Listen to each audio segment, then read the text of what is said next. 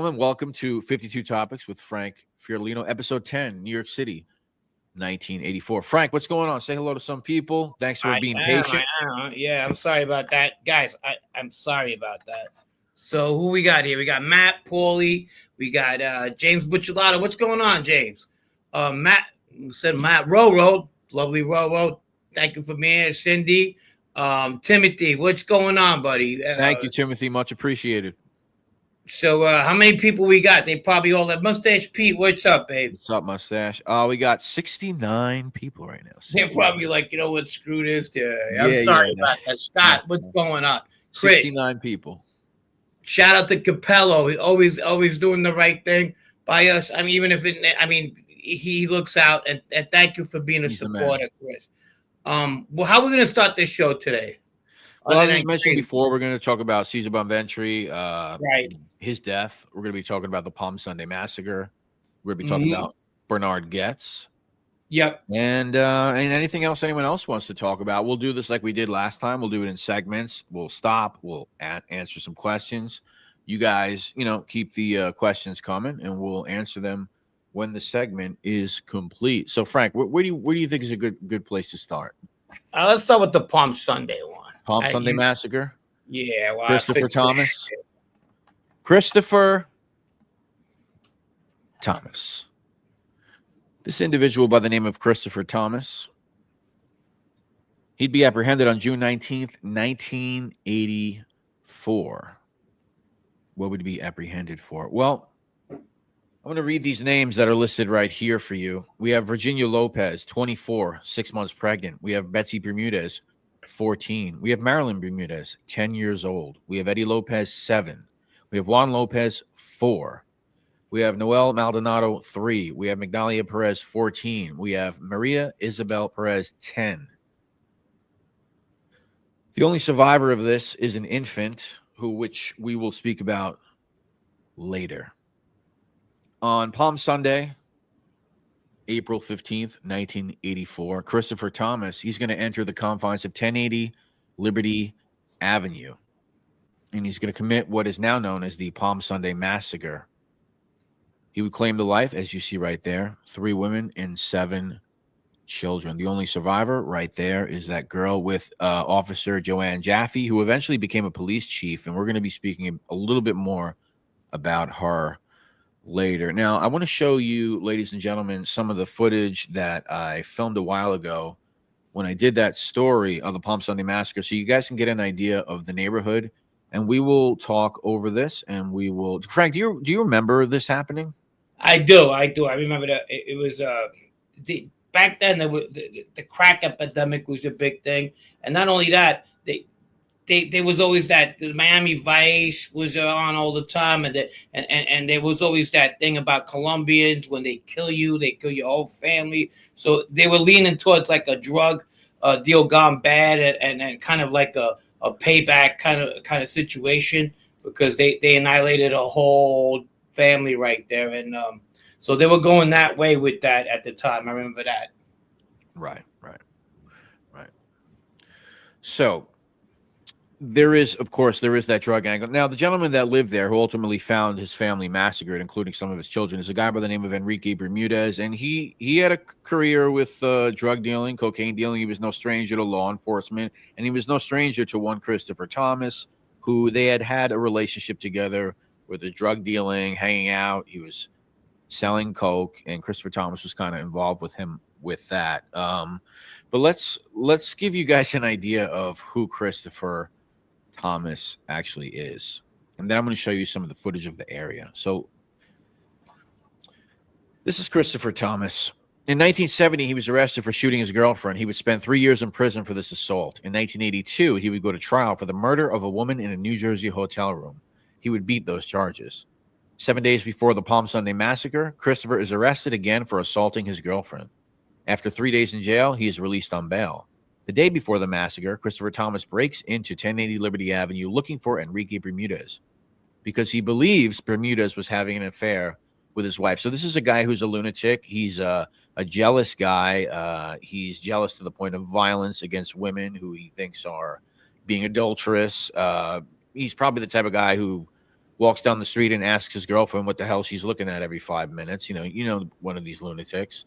At the time of Thomas's apprehension, which we'll speak about later on, he was actually in custody for the sexual assault of one of his relatives, if you can believe that. Now, shocker. So this is some footage here. You're going to see La Nacional, 1080 Liberty Avenue. So where La Nacional is, that used to be an apartment building there. That is actually the confines in which the Palm Sunday massacre takes place. Christopher Thomas would enter into this location, and he would slaughter 10 individuals, as we mentioned, 7 of them being children. And let me get to this here real quick.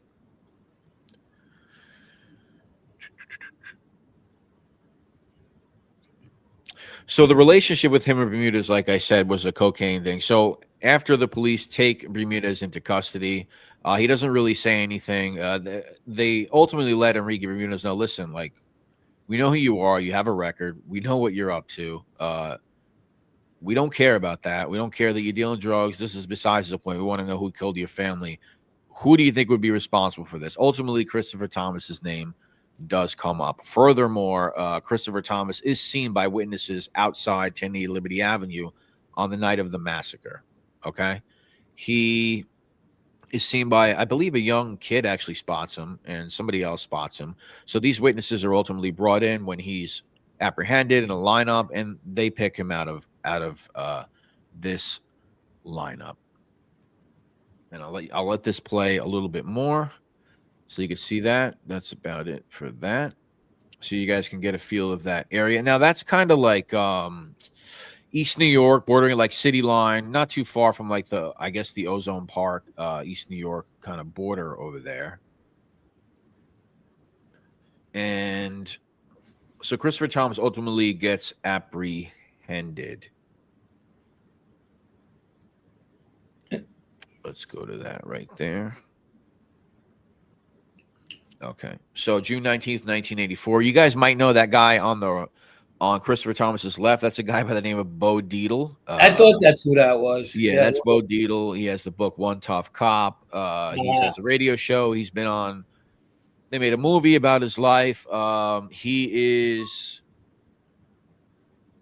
How do I say this without him? He's got a private investigative firm. He might come after me. He is most certainly a mafia organized crime apologist. I don't think he hides it. He was in trouble back in the day. He has his own table at Rayo's, Frank. What do you think that means? He's got his favors. He's got his own table at Rayo's. Like I said, he still has a private investigative firm in Manhattan. He's very vindictive. I've seen some of the things he does. I felt like making a video about him, but he might come after me. So how old is he? Say it again. He's got to be up there now. Yeah, he's in his like 70s now, but he's in good shape. He's got a radio show, a podcast. You know, he does all his things, and he actually is investigating this. He goes in the Bronx, and they actually meet Christopher Thomas on a tip, and he basically talks about this, and he says this guy was like coked out. He was like the weirdest dude ever. So they kind of, him and his partner there, I think Jimmy McCallan is his name. They would visit him, on a tip, and they basically had it in their minds that this guy did this. They just had to really work a little bit more on this case. But yeah, Bo Dietl, guys, look into Bo Dietl. So ultimately with Christopher Thomas, now you guys aren't going to believe this, or you might, He'd be guilty of numerous counts of manslaughter in this case in July of 1985. Basically, what it came down to was that the defense convinced the jury that we'll read some of this right here so you kind of look at it. Felony Thomas stole cocaine from the owner of Brooklyn where the killing occurred. He was convicted of 2 counts of criminal weapons possession. Okay. Basically, what the jury ended up saying that this guy was in some sort of rage, a grief-stricken rage. He was also high on cocaine, and he was not liable for the crimes because basically his mind wasn't right. Which is, we've seen things like this before play out. We saw that recently with Frank Cali with the recent news of Anthony Camella. However, we can't imagine that it would happen to somebody who killed 7 children and 3 Mhm. adults in the Palm Sunday massacre. But that is exactly what happened with one Christopher Thomas. Now, Christopher Thomas would be released from prison in 2018, I believe. He was released in 2018. Yeah. That's crazy, And ain't it? so he was supposed to serve at least 50 years of his sentence. So after serving 30 some odd years, Christopher Thomas would be released from prison. I heard from a cop like a year or two ago that he is in the Bronx. That's what I heard. So I'm not saying I'm going to go look for the guy, but this is what I heard. He's rolling around the Bronx. Actually, this cop I spoke to was kind of like a Christopher Thomas truther. He didn't Yeah. think that he didn't think that he did it, and he felt like he had evidence to suggest that he was framed. I thought it was a little weird. I kind of cut ties a little bit with that guy, but I feel bad. But so that's kind of what happened with that. Interestingly enough, as I was saying before, Frank, this woman on the cover that's holding the only survivor of the massacre, that's police officer Joanne Jaffe, who would eventually become a police chief at one time, the highest ranking female officer in the NYPD. She would actually adopt that girl today. Is that right? She is her daughter. Yeah. Oh wow, that's amazing. Yeah, an amazing story. She also unearthed the cold case that I covered on my channel about a woman by the name of Leslie Zarrett that was killed back in the 70s. If you go check that on NYC Crime Spot. So she's had a pretty illustrious career, I guess you could say, in law enforcement. She'll forever be attached to this massacre. Of course, that's an iconic New York Post cover, if anybody has never saw it before. So, Frank, the Palm Sunday massacre. Let's get to some questions. What do you think about like you said, you did remember it. I do. It was a big case out of New Right. York City. It's one of them cases that we're going to talk about another one next, but it made headlines not only in New York but nationally. Right. The whole, like I said before, the whole family got wiped out and violently. And the thing that gets me about this case is the aftermath. I can't believe this guy's walking the street, and you got guys on drug charges who are doing life. And he'll never come out. But this guy, he annihilated, he wiped out a whole family, and he's free to go. It's kind of it's sickening. It's disgusting, really. It's pretty sick. Yeah. And at the time, it was the biggest, I think, massacre at that time, at least in modern, like in the modern era in New York City at that time. I'm sure there was something, way back. I mean, it was the largest like death scene in New York City. I think 9/11 would probably be the largest murder scene. I don't know. Yeah, no, I mean, going back to that, we go back to 1959 in Kansas, and we go to in Cold Blood, the famous book by Truman Capote, Actual Facts, where a family of 4 gets knocked off, and that was huge news in 1959. And this is where we are today. Over the years, the school shootings or whatnot. Now everybody, the mass. We have them every year. It's like, and not one, usually 3 or 4. So a lot's changed since back then. Yeah, in Cold Blood. But every time you hear of something like that, be it 3, 2, or a whole family, but 10, you can't help but have that you feel sick to your stomach that somebody's capable of committing a crime as heinous as that. Right. And I think his history prior to that is a man who is prone to jealous rage, a man who was on trial for murdering a woman, a man who shot another woman, a man who was currently abusing his girlfriend that he was with, and he had a beef with Enrique Bermudez. So I don't know how, he's walking around. He's out there somewhere. That shit. Yeah, he's out Anybody there has questions on this one? And then Rebecca talks about Bo Dietl. He says he swears no OC connections and fights those allegations fiercely. Yeah, I mean, I don't doubt it. that he denies it. But he's never had any qualms about dropping name after name after name. Oh, I grew up with Gotti. Oh, I knew Scopo since he was here. Oh, Zone Park, this and that. He never stops. Oh, when I was investigating there was a famous incident in Manhattan at a church back in the 80s, I believe. Right. Another crazy thing where the guy went in there, did something to a nun that I'd rather not talk about. That was his first case. I remember that. That was the case he did. And while he was investigating that case, he was running down the street, and Fat Tony Salerno said, Bo, you got to take care of this for us. This and that. I need you. You better be on this case, Bo. You better take care of this. So if that's even true. But these are the things that have come out of his freaking mouth over the years. Yeah, a lot of stupid stuff has come out of his mouth in the past. He's done a lot of good, though. Hey, what's up, Eric? Yeah, and Sal Cardi brings a good point. They were systematically killed by one person. They were sitting at a dinner table, like taking shots one after the other, And it's like that Idaho case right now. How does 4 people just stand there and get killed by one person? I think there's another person involved in that one. That's just my opinion. Yeah, you have 4 adults, even though 3 of them are females and one male. I mean, one guy just pinning them off like that one by one is weird. Yeah, it's weird. It's all weird, but I'm trying to say it's pretty difficult. That's what it's difficult. But in this case, we're dealing with 7 children. Some of them not, just walking or barely able to walk. And then no, I get that. Yeah, so kind of different in that case. Although there is conspiracies. Like I said, the cop hit me up. I don't even want to continue with the guy else try to connect it to. It was crazy. He tried to connect. I'll just say it. He tried to connect it to the murder of Angelo Sepe, which occurred around that time, sometime in April, I think, over in like Bath Beach and those apartment buildings over there. The Goodfellas. Yeah, Angelo Sepe. Yeah, the only guy that didn't die, get whacked, or go to prison. He just died from something else. He actually made it out. And wow. Yeah. And Scott says, how do you shoot women and children? I don't know. Yeah. There's a lot of crazy. Well, how do you shoot women and children? Well, speaking of Sepe, they killed his 19-year-old girlfriend, Joanne Lombardo, with him. Right. They murdered him. So I think the guy that had this conspiracy was like really putting all this together in his head that this was like connected somehow. I didn't agree with it.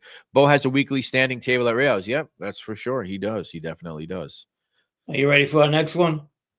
Yeah, let me just see. I think I missed a couple of questions, Frank. Sure. I just want to make sure. My mom was a juror in the Palm Sunday Massacre. Is that true? I did see that. That's unbelievable, Kendra. Wow. Unbelievable. Very interesting. I did see that. Pejko Supreme Team was running the streets back in Queens of Jamaica back then. Yeah, I was actually in jail with Scott Cobb, who was one of the murderers. They were the hit team that went to kill the cop, the 22-year-old. I think Ed Byrne, his name was. Yeah, in Jamaica. Yep. Yeah, so he's still in jail. He's probably going to be there for the rest of his life. Fat Cat, didn't he just get out? Not Fat Cat, Scott Cobb. Oh, the one you took, the one that yeah.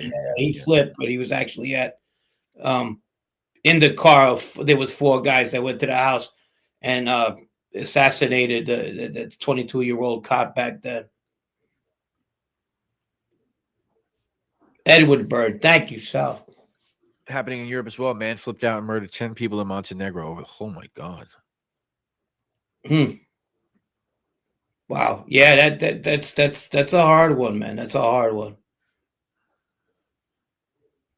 Is that the guy they found in the dumpster? Which one would that be?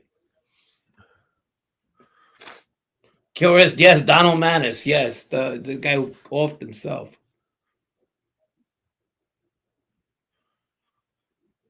Excited our story. Oh, here we go. Hidden Boss says the Puerto Ricans used to beat you up, Frank. Can you believe that? Is that true? Yeah, maybe. I don't remember getting too many altercations. I have a lot of Puerto Rican friends. He's just being a black bitch that lives in being a troll. Yeah, Eddie Burns assassinated the poor guy bastards. Great family, brother, great FBI agent, USMC. My company insured Ed Byrne. I saw the autopsy report. He was baby, so sad. Yeah. All right. So what's next on the agenda? We got one of my favorite stories ever. The vigilante of New York subways undisputed champion Bernhard Goetz. This is the Yeah. best story. I mean, he walks into a subway. He has a history of getting robbed. He's a herb. You remember that term, the herb? There he goes. And he gets robbed, and 4 people come up to him. They want $5 for him. He ain't gonna give it. Instead, he whips out a gun and shoots 3 of them right off the bat. One guy's hiding and behind a freaking chair, and he goes, "Hey, you don't look too bad. How about have one more?" And he shoots that other guy, paralyzes him, gets off the fucking train, goes on the tracks, gets off at Chambers Street, the next one, and goes on the lam. So when he comes back, right? When he comes back, when they find him, he gives himself up. They're waiting for Charles Bronson. You know what I mean? Death Wish. There's 4 guys. There's a manhunt. Koch is going crazy. Vigilantes won't be tolerated. The whole 9 yards. And he gives himself. And they got. And somebody said it best. They were looking for Charles Bronson, but they ended up with Woody Allen. Yeah. So the shooting itself happens on December 22nd, 1984. And they don't know who he is at first. Subway rider shoots toughs. 4 young men, 3 of them armed with screwdrivers, were shot and seriously wounded aboard an IRT train in Lower Manhattan yesterday by a passenger they tried to rob, police said. Shooting occurred at 1:44 p.m., so pretty early, in the 6th car of a 10-car southbound number 2 7th Avenue Express as it sped through the Canal Street station towards Chambers Street. And they describe him as being neatly dressed. And he was seated. They were horsing around the train. They approached him and they asked him for money. We'll get into that whole angle. Here's some news articles, Frank. Subway vigilante fears mugging, shoots 4 on the IRT. Just fucking crazy. You know what makes this whole case is the interrogation. So Barry Slotnick was his lawyer at the time. We got some of that too to show. Oh, we do? Yeah. We'll talk a little more and we'll get to some of that.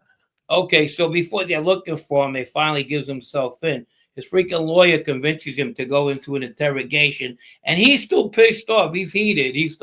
He wants gratification. You know, he's a 37-year-old freaking kind of loner, book nerdy type. Even today, I heard he got into. You ready for this? He trains squirrels, whatever the fuck that means. He's an eccentric dude, for sure. Eccentric. Kew Gardens guy too, I believe. Well, at the time he was in the Village, but he might be in Kew Gardens now. Yeah. Oh, he might be there. Yeah, he was running like a computer, like electronics thing out of his apartment. But he wasn't like an unintelligent guy. He was like a nerd. He was educated and he was into gadgets and shit. I mean, we got a vigilante right now with that. What's that kid's name? Mangione case. So this was a kind of different motive, but at the same time, a lot of people were behind him. One of the shooter's moms was behind him. Could see why he enough was enough. That's how crazy it was. Whole New York City was definitely behind this guy. But then that fucking interrogation happened, and he didn't help his case. And I don't know what Slotnick was thinking, his lawyer, but that shit was fucking funny as hell. Let's listen to some of that. That's great. Yeah, so I made an edit. I put some stuff together. As you can see, like Frank was saying, December 31st, 84, Goetz surrendered to police in Concord, New Hampshire. So what he did was he rented a car and he basically said, "I'm out of here." He just fucking left. Finally, like 8-9 days later, he's like, "All right, well, I guess I got to come back." And ultimately in March, later on, he does get 10-count indictment, 4 charges of attempted murder, charges of assault, weapons charges, reckless endangerment. They're throwing the book at him basically. And the city, from what I can see, is pretty split over it too, Frank. Some are like, "Hell yeah, dude, I'm sick of this shit." And some of them are like, "Oh, I know this is bullshit. You know, we shouldn't be doing this. We're better than this as a society." It was definitely not a black and white thing. You know, you had a lot of good, hardworking black folks that had his back too. They took those trains. You got to remember the crack epidemic was around, and then it was high crime. There was high subway crime, a lot more than today. You know, this was a problem, and he took it on his own. A lot of people could relate to Bernhard Goetz back in the 80s, or even today, I guess. You know. Yeah, certainly. And then, you know, obviously you mentioned Charles Bronson before. There was a lot of talks of like Death Wish, the real life Death. Let's look at Charles Bronson, by the way. Look at this freaking guy. He was in great shape. I mean, who's cooler than this guy? Yeah. Getting the fucking headlock by this guy? Oh, yeah. No, Charles Bronson was the man. And that's Jill Ireland, I believe. That's his wife, right? Yeah, I believe so. They both passed away, got rest their souls. Jesus, fucking jacked. She was gorgeous. So shout out Charles Bronson. Shout out to Charles Bronson. They might have made like one or two That's more right. death wishes than they needed to, but still a legend.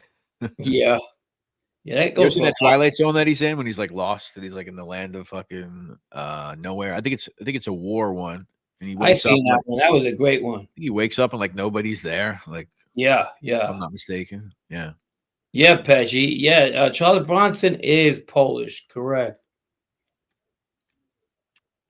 Suspect. He says it had to be done. Yeah. So I put together like this is about 3 minutes, ladies and gentlemen, but I think you're gonna enjoy it. It really shows Bernhard gets his character, and I'm laughing already just because I put it together earlier. So here you go, ladies and gentlemen. Bernhard Goetz. If you take a rat and you corner it, and you, let's say just one time, you start poking it with red hot needles, and the rat doesn't know how to react, and you do this, okay? And you wind up doing it again, or, perhaps again. And if once in a while, a rat turns viciously on you, and just becomes a total vicious killer, which is really what I was. These four. Why these four? Oh, isn't that beautiful? You asked the question in an intellectual way. Why these four? Why these four? I didn't pick out these four. I never met those guys. I told you have it in here. I never met them. Why these four, though? I mean, Because I saw what they were intending to do with me, miss. Miss, they were intending to play with me. Like a cat plays with a mouse. Fellows, it looked like he was trying, I don't know if he was facing me from the front or from the back or whatever. It seemed as if he was trying to get through the steel wall of the subway car. But he couldn't. And I let him have it. And I let one of the other guys have it. The guy who was pretending he wasn't with him. I ran up to the first two to check them who were on the ground, the first two that I had shot. And they were taken care of. It's all very cold-blooded, and this is going to offend everyone. I went back to the other two to check on them. And the fellow who was standing up, I was sure I'd shot him. It was funny.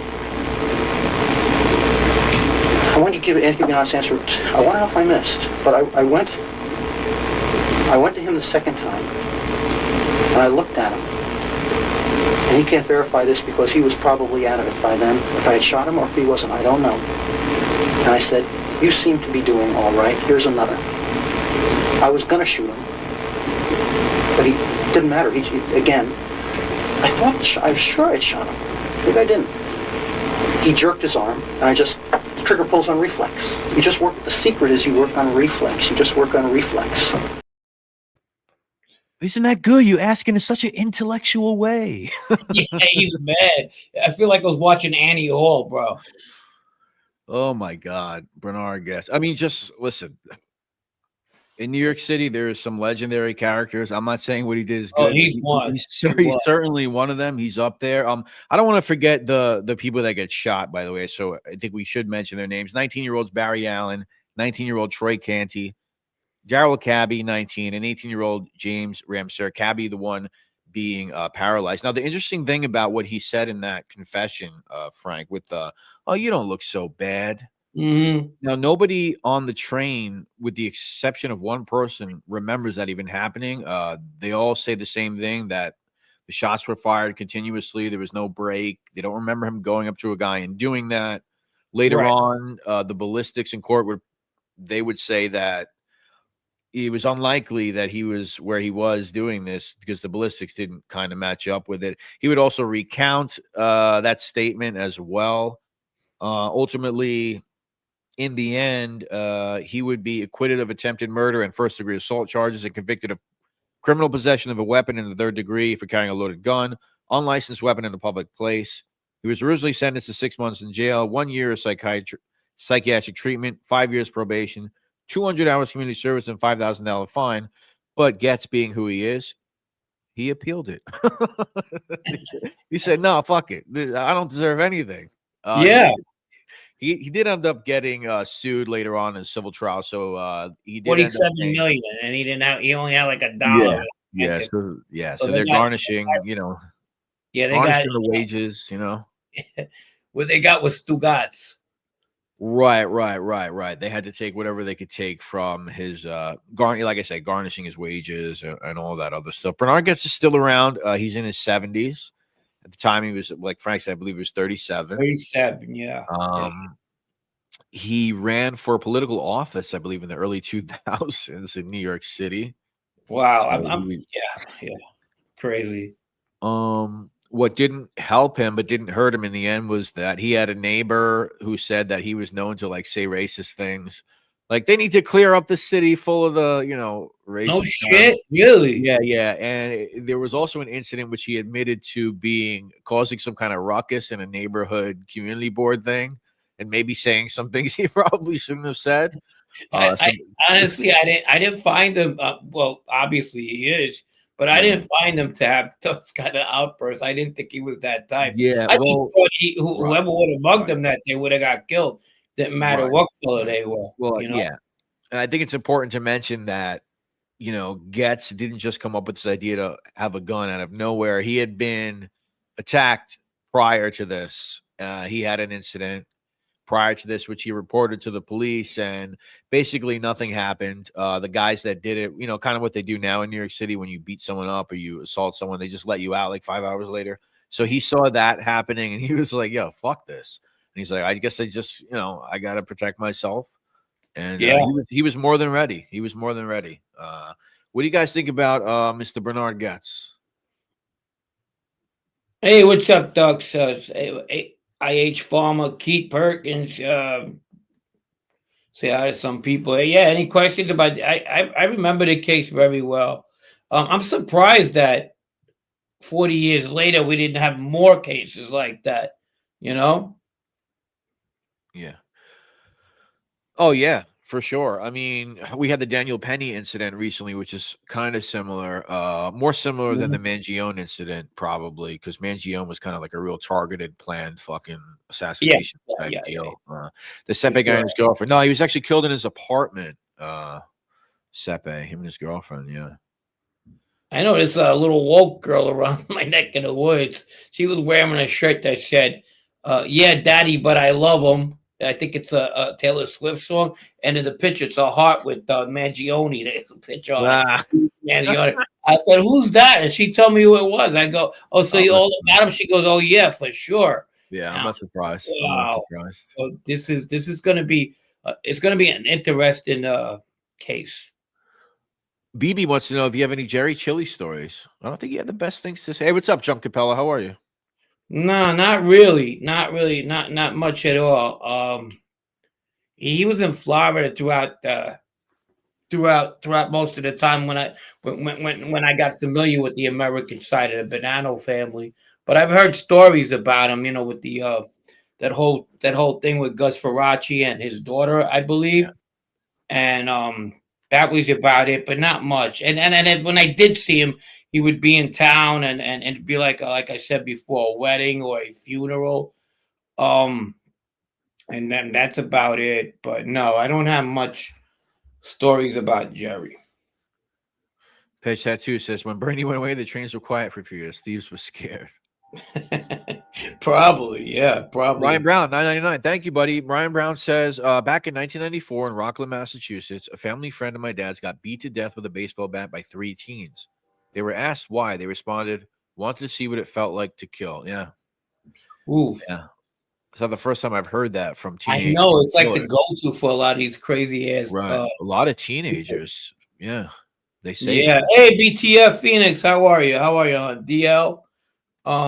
Who's that over there? John. What's up, John? How you say? Sedelinsky. And Pat, Frank, did you know the Toronto? Yes, I did. You like that? I did. One of the Toronto. I didn't know the one who died that day, but I definitely knew the Torontos.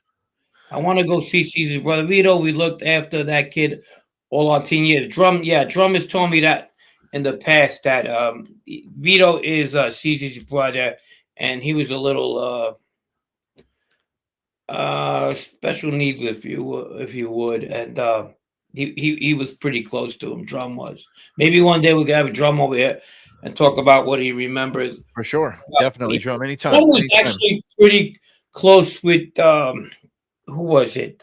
One of the guy Aldo, who Sammy gets into a fight with, Uh-huh. and he's actually the one they're looking for when the Kaiser kid. Right. But he knows his theory, which I believe is 100% true, uh, has been discussed. Maybe one day he'll come up here and discuss it with us. Yeah, Drum, you want to come on our Monday Night Lives? I mean, you're more than welcome, dude. 100%. Yeah. So, yep. What's up, Carlos Gringo Muniz? What's going Hey, on? Carlos, Corruption what's up, Connection. man? Corruption says, I worked for transit for years. Crime never went away. It just migrated to different areas of the city and went unreported. The balloon effect. Yeah, that's what happens. Like, people say crime is down, but it's like, all right, but how much of it is it like reported or made into something, you know? Oh, Like, yeah. You could skew statistics for sure. John said, when Ronnie G gets out of prison, how soon does he become boss? I don't know. That's a good question. I mean, he definitely has the credentials and the history. Ronnie got made at a very young age. We're about the same age, and he was made at the time I met him. But yeah, I don't know. I mean, if that's what he wants, who knows? But people change after a while. David Lopez, what's going on, buddy? Why did they kill Jerry's son? I'm pretty sure, and that was something to do. It had to do with drugs. I think Lefty's son was there too that time. Two of them got killed, and by some Irish kid from Long Island City. They ended up getting that kid too, though. I'm sure. No, Keith Perkins. As far as this incident with Cabby, my memory serves me correct. The one he paralyzed was out on bail for R-wording a girl. You know what? I don't know. I know that that it was proven to be, you know, they admitted that that's what they were there to do, right? They were asking him for money. Whether it would have escalated, probably. I believe one of them also said they were actually on their way to rob, I don't know if it was a video store or something to do. They were actually on their way to do that. This is what they said, according to them. This is what they said. It's sad though, because like they're 18-year-old, you know, they probably shitty upbringing, shitty homes. The city's Thank you, Matt. Thank you. City's a fucking mess. I mean, I kind of, you know, sad that teenagers resort to that. You know, I saw an interview with him over a decade ago on cable. Seemed like an eccentric fellow, to say the least. Yeah, for sure. For sure. I wish he would do an interview. Danny goes, did you know Joe Chile Jr.? No, he was on a writ. I've seen him from afar in the bullpens. I knew a friend of his really well, Blondie, like one of his best friends and his co-defendants. I was in jail with him as well, Blondie. But no. The Chilis, they were actually from Manhattan and then moved out to Staten Island, like a lot of guys from Manhattan did, from the Knickerbocker Village, not to be mistaken with Knickerbocker Avenue. Frank Sonny answered your question about Frank Salemi being in the feds with him, but doesn't remember you. He's getting old. Oh, Sammy don't remember me. I remember Sammy, though. BTF Phoenix, if the same incident occurred in 2024, what do you think? I think it might have been the same, Phoenix, based on what's happened in recent memory with the Daniel Penny incident. There was another individual who this case wasn't made a big thing of. He stabbed someone in protection, stabbed someone to death on a train, protecting himself, about a little less than about a year ago. And he got off on it. Daniel Penny got off. So New York City now, maybe it's going to change based on things, but I don't know. It might have been a similar situation, BTF, but I'm happy. I don't want it to happen because I can't bear to hear the fucking news every day. If God forbid something like that happens. Yeah. Please, ladies and gentlemen, please. All right, so you asked this one already. We'll get to the Cesare Bonventre. Tom asked that. You answered that. Matt, $10 again. Thank you, buddy. Much appreciated, my man. Thank you so much. Thank you. What's we're up, gonna plan a show too. We're gonna plan a show where we have like people come on too. You know, like we'll drop a link. You guys can come in, say hi, say what's up. We're also gonna do T-shirts. We're gonna do T-shirts. We're gonna send them out to some people. T-shirt's gonna have Frank's face on it. That's it. No, that is definitely ain't gonna happen. But it'd be funny though. No, I was reading. Who was that? Now the guy saying about Sammy, no, Oh, yeah. Sammy can say whatever he wants. I could prove not only that I know, not that I'm proud of it, but at the end of by the end of the time we were together in jail in Minnesota, whatever, we started like drifting apart a little bit. Pedge wants a T-shirt. Hell yeah, we're gonna get some T-shirts. Of course. Okay, so I think we're caught up. If I missed anybody, I apologize. Feel free to ask any more questions pertaining to anything you want. So what about this, Frank? A former bodyguard for slain mob boss Carmen Galante may have been killed and dismembered in a Wallington glue factory, authorities said yesterday. The body of Cesare Bonventre, 33 of Brooklyn, was discovered last month in two 55-gallon drums in a Garfield office. But Bergen County prosecutor Larry McClure said yesterday that traces of the body were recovered at an industrial latex co. at 306 Mount Pleasant Avenue in Wellington. McClure said hair, blood, and undisclosed sum of money and shoes and a shoe were found in a glue vat at the firm. The vat, 8 feet deep and 6 to 8 feet wide, had a mixing device that may have been used to sever Bonventre's legs. McClure said the body was coated with glue. He said the man who had been shot 5 times in the head may have been killed in the factory as well. Quite a horrific discovery right here at 20 Passaic Street in Garfield, New Jersey. That brick building right there would be the building. I checked on the property records. That thing was built in 1940. So that is the building right there, 20 Passaic Street, Garfield, New York, which once held the gluey remains of one Cesare Bonventre. Frank, get into it. Yeah, before we get to that, there was also somebody who was killed because they didn't hide the body right, and they discovered his body because it was supposed to not have been found. Infante, right? Yeah, it was Gabriel Infante, and he got killed over that. But let's go back to this story. So Caesar was a big up-and-comer in 1984 in the Bonanno family. He him along with many of his crew, they were going that direction. At that point, Tony was out of the loop. He was paralyzed, Tony Giordano. He got shot, and check out the 3 captains hit, and you'll know what happened to Tony Giordano, who happens to be my cousin. He passed away. But what happened with Caesar was Tony Aiello apparently, and this was on the testimony. This is all testimony of Sal Vitale at the time. Informs to Rostelli, who was the boss, that Caesar is putting a lot of pressure on him on his business, on his heroin business. He says he wants a lot of my loot. He bothers me all the time for the money. And Rostelli calls for Caesar. They meet up, and apparently he tells him, hey, take it easy with the guy. He gives you enough money. You don't need all that money. He didn't like how Rostelli approached him, and he basically told him, hey, go fuck yourself. Don't tell me how I talk to certain people. And this goes to me explaining sometimes that when the Sicilians end up killing Carmine Galante 5 years before, they feel that it's their family, and that's how much respect they have for Rostelli. Joe Messino being Joe Messino, he says it was a Rostelli issue, but if he was on the fence of rather what to do with Caesar, he definitely pushed him towards killing him. I don't care what he says, because after a while you hear all these stories and they have the same MOs with Joe Messino. Anyhow, they call for a meeting, and they call for a meeting. When they call for a meeting, Caesar meets up with Sal Vitale. They were supposed to go meet. I don't know exactly who they were supposed to meet at, but I remember reading the 302s, but just forgot. But anyhow, they were supposed to go to a meeting, and there was Peter Rabbit Calabrese there, the 2 Ha brothers, Louie and Bobby, and right there, one on the right, one on the left, there's Sal Vitale, the ex-underboss.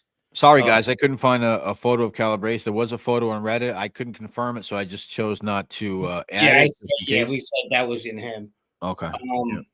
Because I was in jail with Pete as well, Calabrese. Yeah. So they meet up. He gets in the car. Sal Vitale shoots him. When he shoots him, he's not dead. He holds the steering wheel. While he holds the steering wheel, they shoot him again.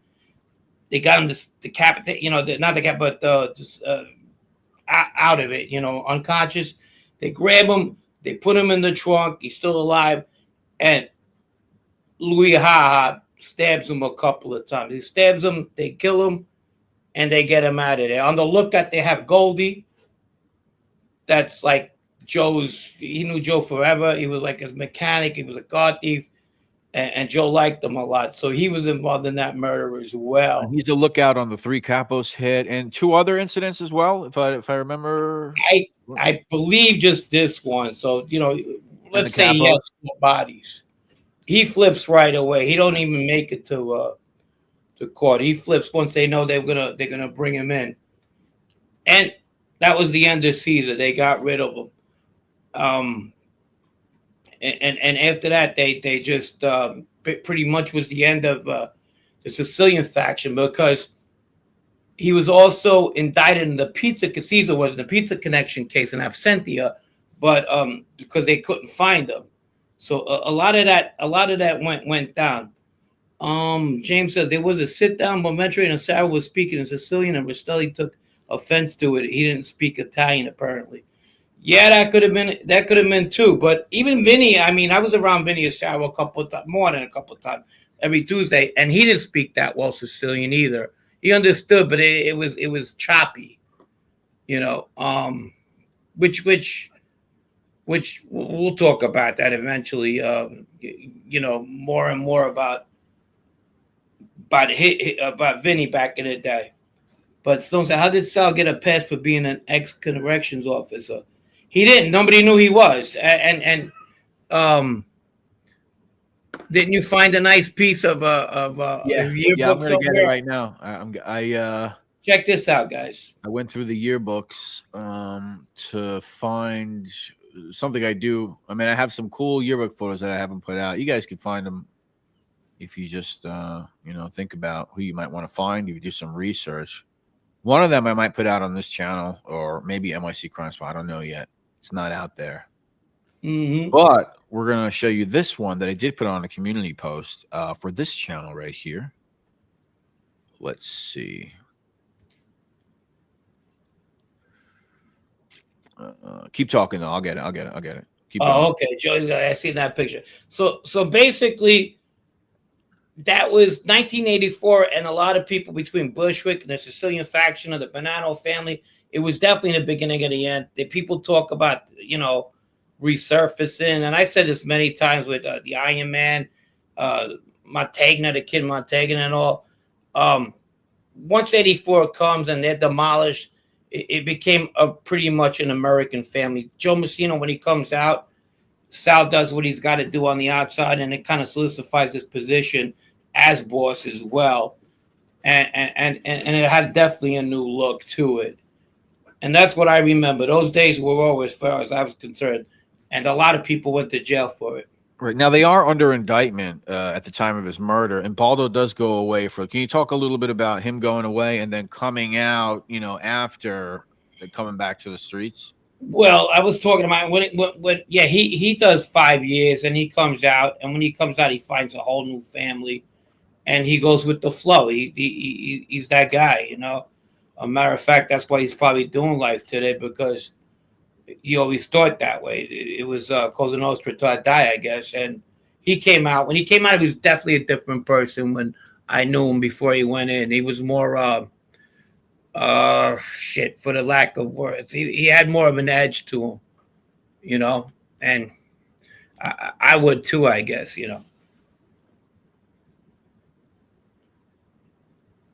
No. Ryan Brown, no, that's not true. No, I forgot what it was, but it definitely wasn't that. There he goes. That's a beautiful picture, huh, guys? Now, if they would have seen that back in the day, would have saved a lot of lives.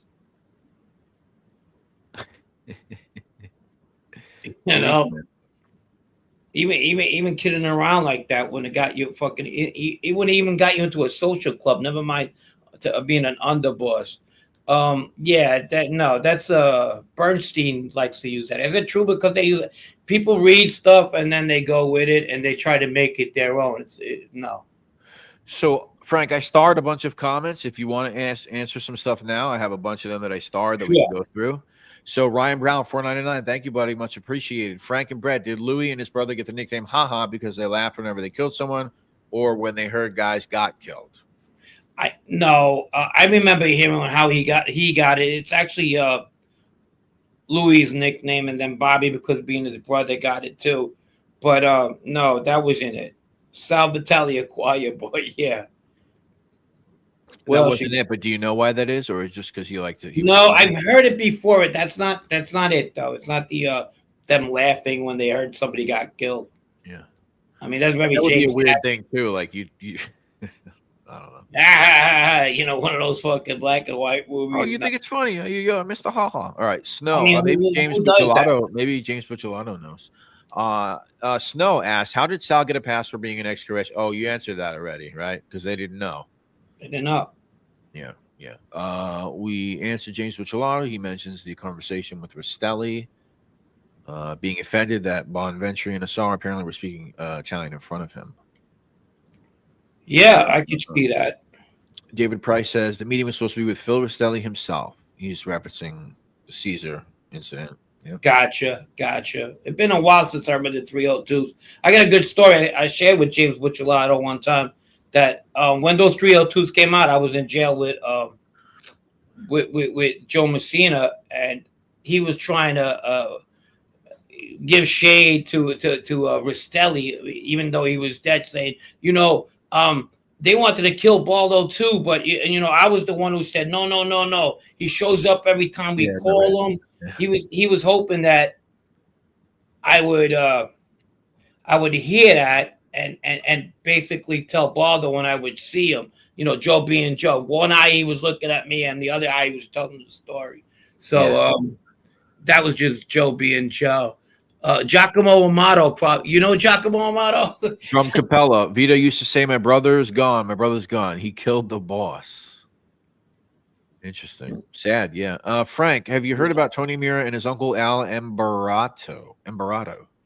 Yeah, of course. I have heard of them, but no, I'm not. I didn't know them, obviously. I was a kid. That's Cantarella's and Joey D'Amico's uncle.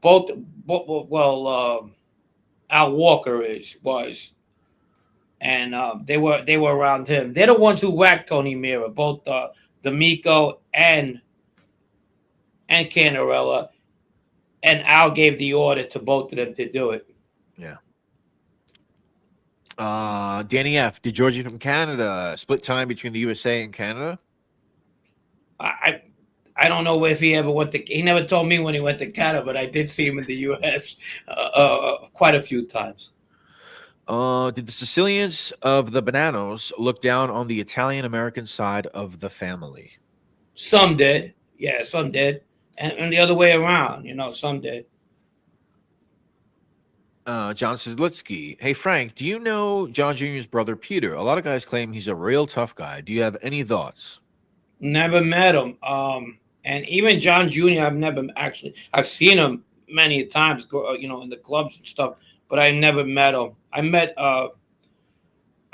most of the kids he fucked around with, like the Radici kid and who was the other guy? The kid who passed away, Rogerio John. I liked him a lot. He was a nice guy. All the John Lester's buddies. No, actually, no.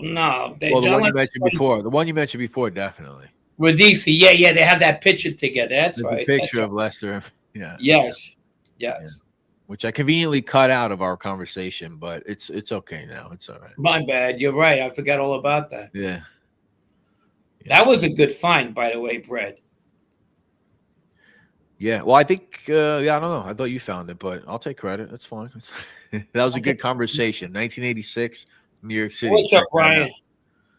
Snow, if Vinny found out Sal's background, would he have taken out both Sal and Joe for moving Sal up? While on the street, no. He wouldn't have took out nobody. He would have went to Joe and told him. And Joe would have played stupid and got rid of Sal.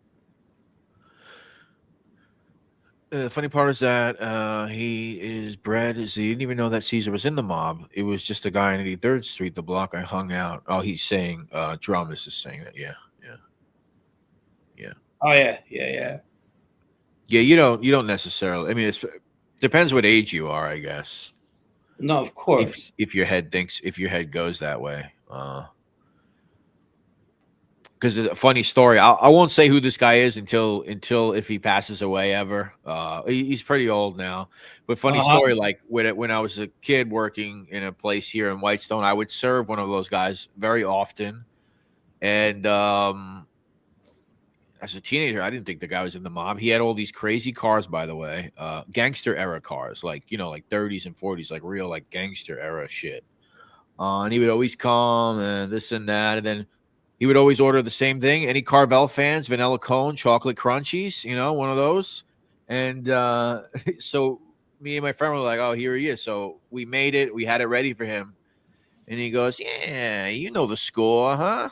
And I say, "Yeah, I guess I do." So from there on out, we called him the Score. The Score, I there you won't go. say who it is, but to the point, like I did never thought like my inclination was like this guy's not a mob. I didn't even think of it until I saw him in the newspaper in 2016. I said, "Oh, the Score. That's what he's been up to, huh?" Yeah, yeah, yeah. Kareem, what's up, buddy? My friend Kareem. Shout out to Kareem. What's this? What do you got?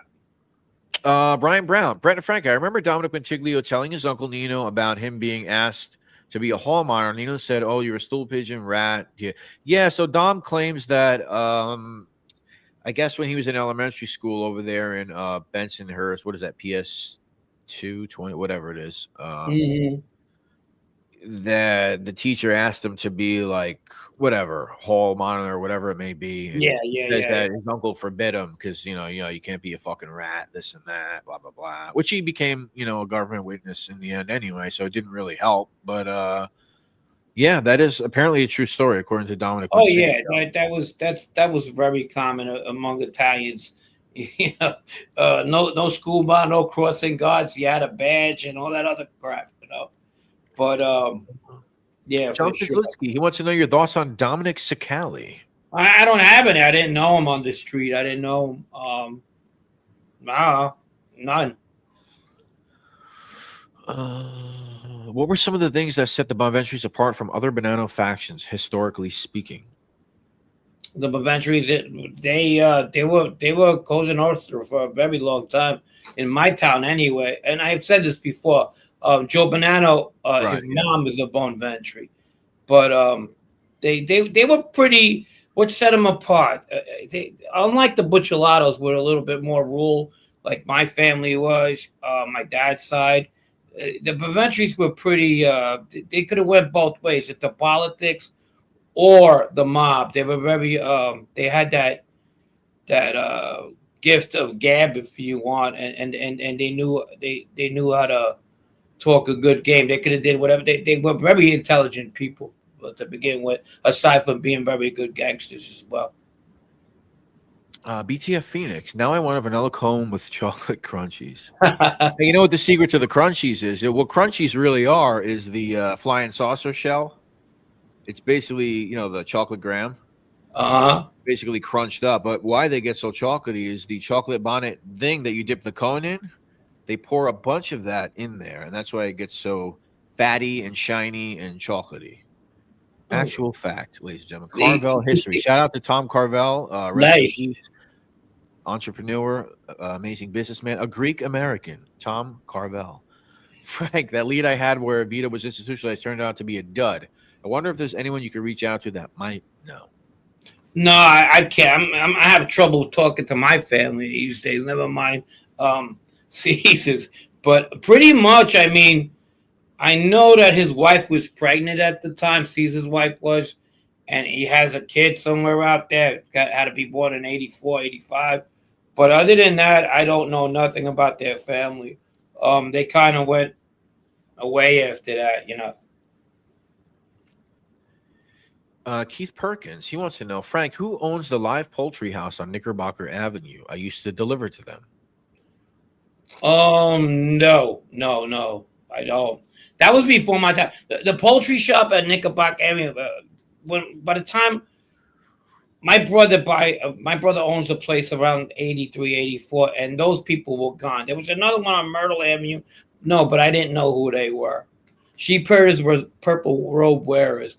That's what the Bonventres thought they were, purple robe wearers. Yeah, for sure, Sal. Danny F says, question, was Well Russell put, Morrow well from put. this?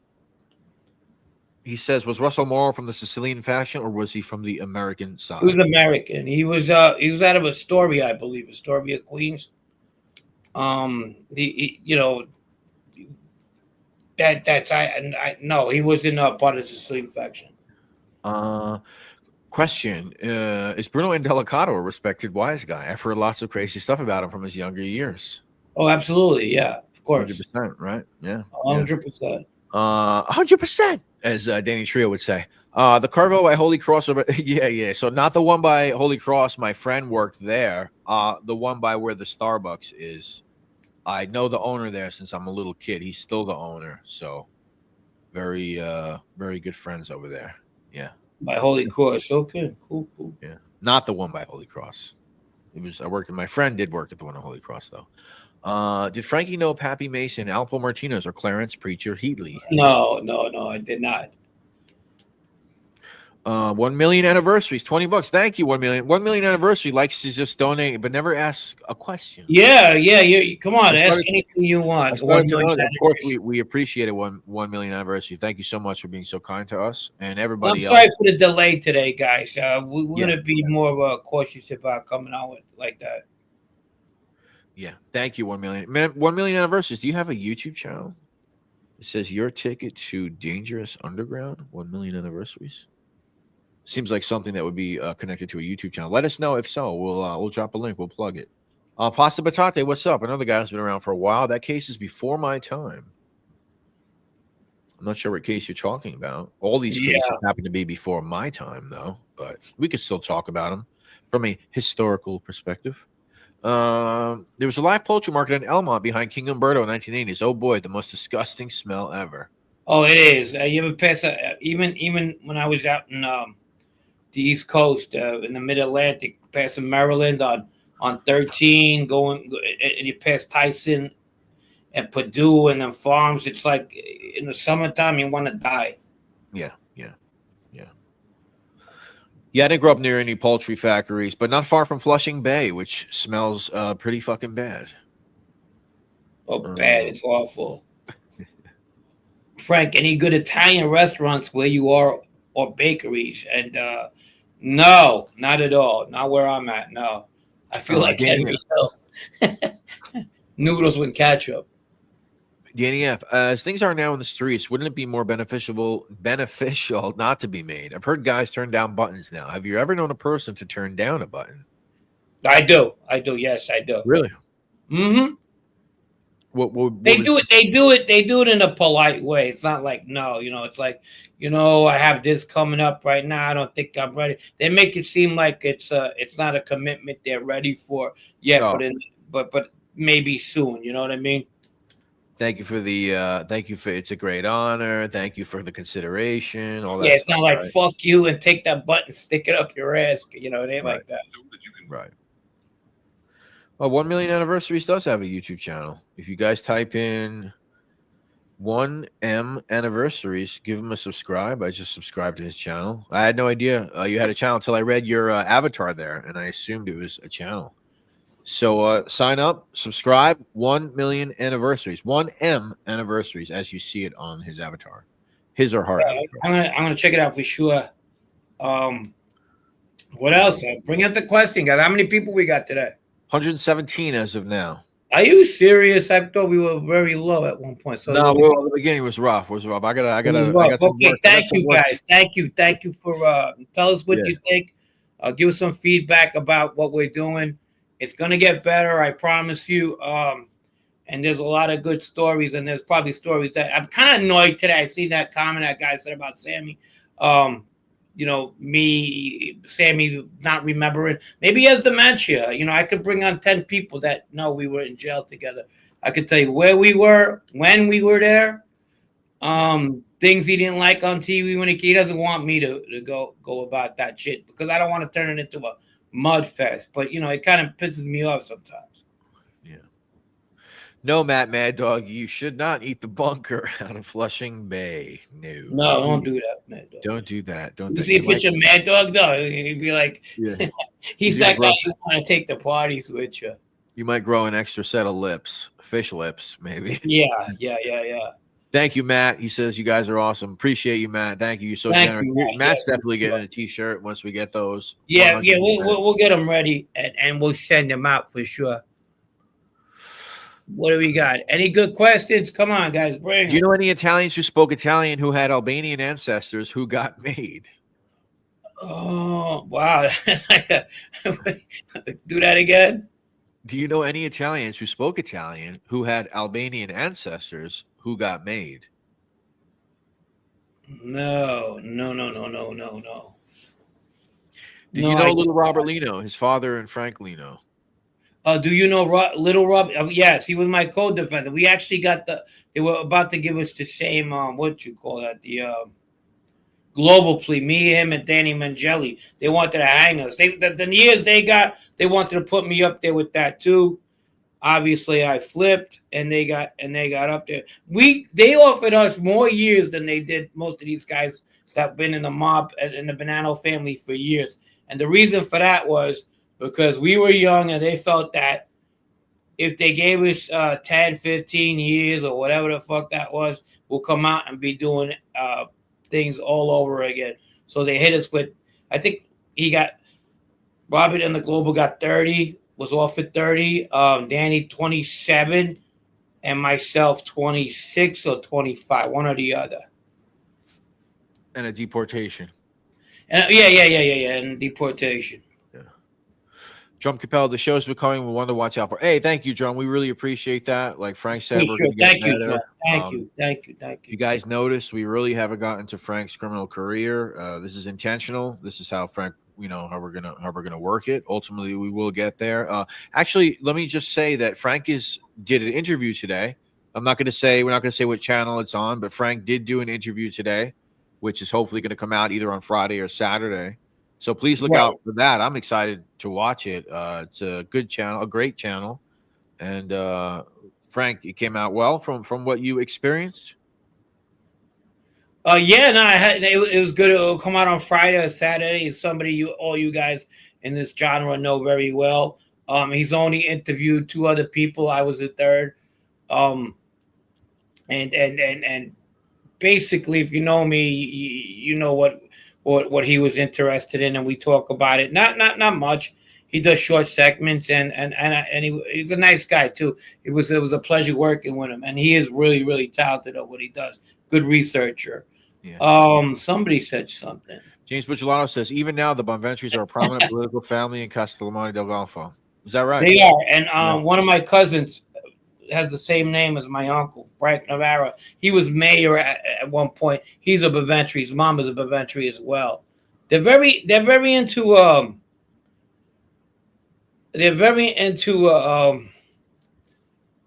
to politics. They're into everything. The Bonventres are very smart clan, very smart. Salgo, James Bucciolato, one of your relatives, possibly great uncle Nick, was very, very close with my grandfather. Frankie knew my grandfather well. Served him coffee and cigarettes every day. Yes, I did. That was Utu Giuseppe Arcard. That was his grandfather. Yeah, Utu Gol. I've said that to James. I go, Nick Utu Gol Bucciolato. He great guy. And shout out Jesse Roth. What's going on? Hey Jesse, what's going on? No, David Price. No, that wouldn't be. I mean, he's been on Jeff's a bunch of times, so we would just probably say it if that was the case. Sammy's got to pretend he doesn't know you in case his fans hear about him doing the making ceremony. Yeah. Come inside more too. I was being nice and kind. I actually gave him a lot of good, but I don't care about him saying that he does or not, but I know he does, and I think I kind of like shunned him in this situation, and we never talked after that. So I think you were kind to him in some of the things you were saying, though. I don't think you were like really shitting on him. I mean, you said I could have been worse. I could have been worse. He had his quirks. I mean, you gave a lot of props to his book. You said it's a great book. You said It is, and I was good. being honest. I was, but I Yeah. could have been honest about other things that he wouldn't have liked, and I didn't, you know. But I, I don't know. It's just him being him. Well, just say he has dementia, whatever. This is a funny comment by Phoenix. Sure.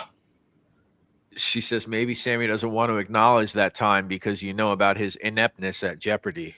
I like that, PT. Yeah, maybe. Yeah, I guess. Yeah, for sure. Yeah. 1 million anniversary. She said 1 million anniversary says he first saw you on Tom Lavecchia's channel. Oh, okay. Yeah, Tom made a funny just a little while ago when we were talking about the interview I did. He goes, "Thanks a lot." He goes, "Thank you for the credit." You know. Yeah. We'll be on Tom's pretty soon. We'll get together. Yes. iDub says, "Who annoyed you in jail and why?" I don't know if people annoy me. I just got away from them, you know. And if it got that bad, and we got into it, you know. But for the most part, I kept myself busy in jail. I did a lot of working out, running, playing basketball, all that kind of stuff. The stuff you're supposed to do. Look at that beaut, huh? iDubbbz Malacca. I mean, look, I mentioned Tom Carvel, and then the Greeks start showing up. Can you believe this shit? I don't know who iDubbbz Malacca. All right, I feel like I've seen you somewhere, iDubbbz. I don't know if it's Gunsmokes, maybe something like that. Drum Capella says he's definitely Gunsmoke. That's iDubbbz Gunsmoke. Thanks for stopping by, Drum. Good luck at the gig. Break a leg, as they say. David Price, our man. Sammy is a spiteful guy. His massive ego doesn't permit him to admit anybody else on YouTube has an expertise and or knowledge about Cosa Nostra and or the street. I don't know. Yeah, I don't know. It's not like, listen, when we were in there, he was like, when you get out, come over there, go by Arizona. My family's over there. If you need anything. That was the last person I was gonna see. You think I was fucking so? You know what I mean? So yeah. I don't know. Maybe we left off on a wrong foot. Whatever, but it is what it is. It is what it is. Yeah, listen. He's the one that gets caught bullshit. He is, you know. So it is what it is. Right. He's an older guy. I mean, and as far as like his ego, I mean. I don't think he's a good guy by any means, but you know, he does have a lot of people willing. I mean, look, he's got the FX show. He's got the guy Carol who helped him set up that thing. So he knows that people want him. They want a piece of him. They want his story. So I'm sure he's got a fucking ego the size of a mountain. Yeah, he's getting older, so he could act a certain way. I mean, it's. What do you say? I don't know. It's Sammy the Bull Gravano. I don't know. Anthony Tavernese, what's going on, Bo? What's up, man? What's going on, Bo? Danny F wants to know if Sammy had a boyfriend. I'll give him that too. You know, people say shit about him like that. I never seen anything that was pretty obvious. So I would have. Hey, Tavernese boy, relax. I'm not defending him. I'm just saying. I mean. You know, I'm sure he acts that way because people are kissing his ass and they're throwing fucking money at him, you know? Right, that's the thing. I didn't do that, you know? But, I kind of found that ridiculous. You're in a rat unit. You're all fucking rat. We gonna start kissing rat ass in there, you know what I mean? Settle down, Tavernese boy. Your uncle was a very stern man, Anthony. Hey, Dan, what's up, buddy? There's a kid from the neighborhood right there. Keith Perkins asked, did the feds look to deport you? They don't look. They have to by that's how, But you know, in my situation, being that I go back home, that's dangerous. Anthony Tavernese, he says, hey, Frankie, when you get my last name right, I'll come on Gunsmoke's panel. Capiche? Well, you can come on as long as you don't fall asleep. You know, that's really what it comes down to. Yeah, you go answer my question. But I was fine with it. We had a guest the other night, and it was fun. I'm just messing with you, Anthony. Just messing with you. Yeah. I was driving when you called me the other day, by the way. I think you said you ass-dialed me, but I was driving. I wasn't ignoring you. Sammy's that old cranky guy in the neighborhood yelling, hey, you kids, get off my lawn, Bo. You think I David, planned for this for no sure. reason, Bo? For sure. He is that guy. Was John Pate with you in the witness unit? I heard he would. Oh, Jesus Christ, Danny. What the hell? He would fucking scan. That was on his first bid. They were together.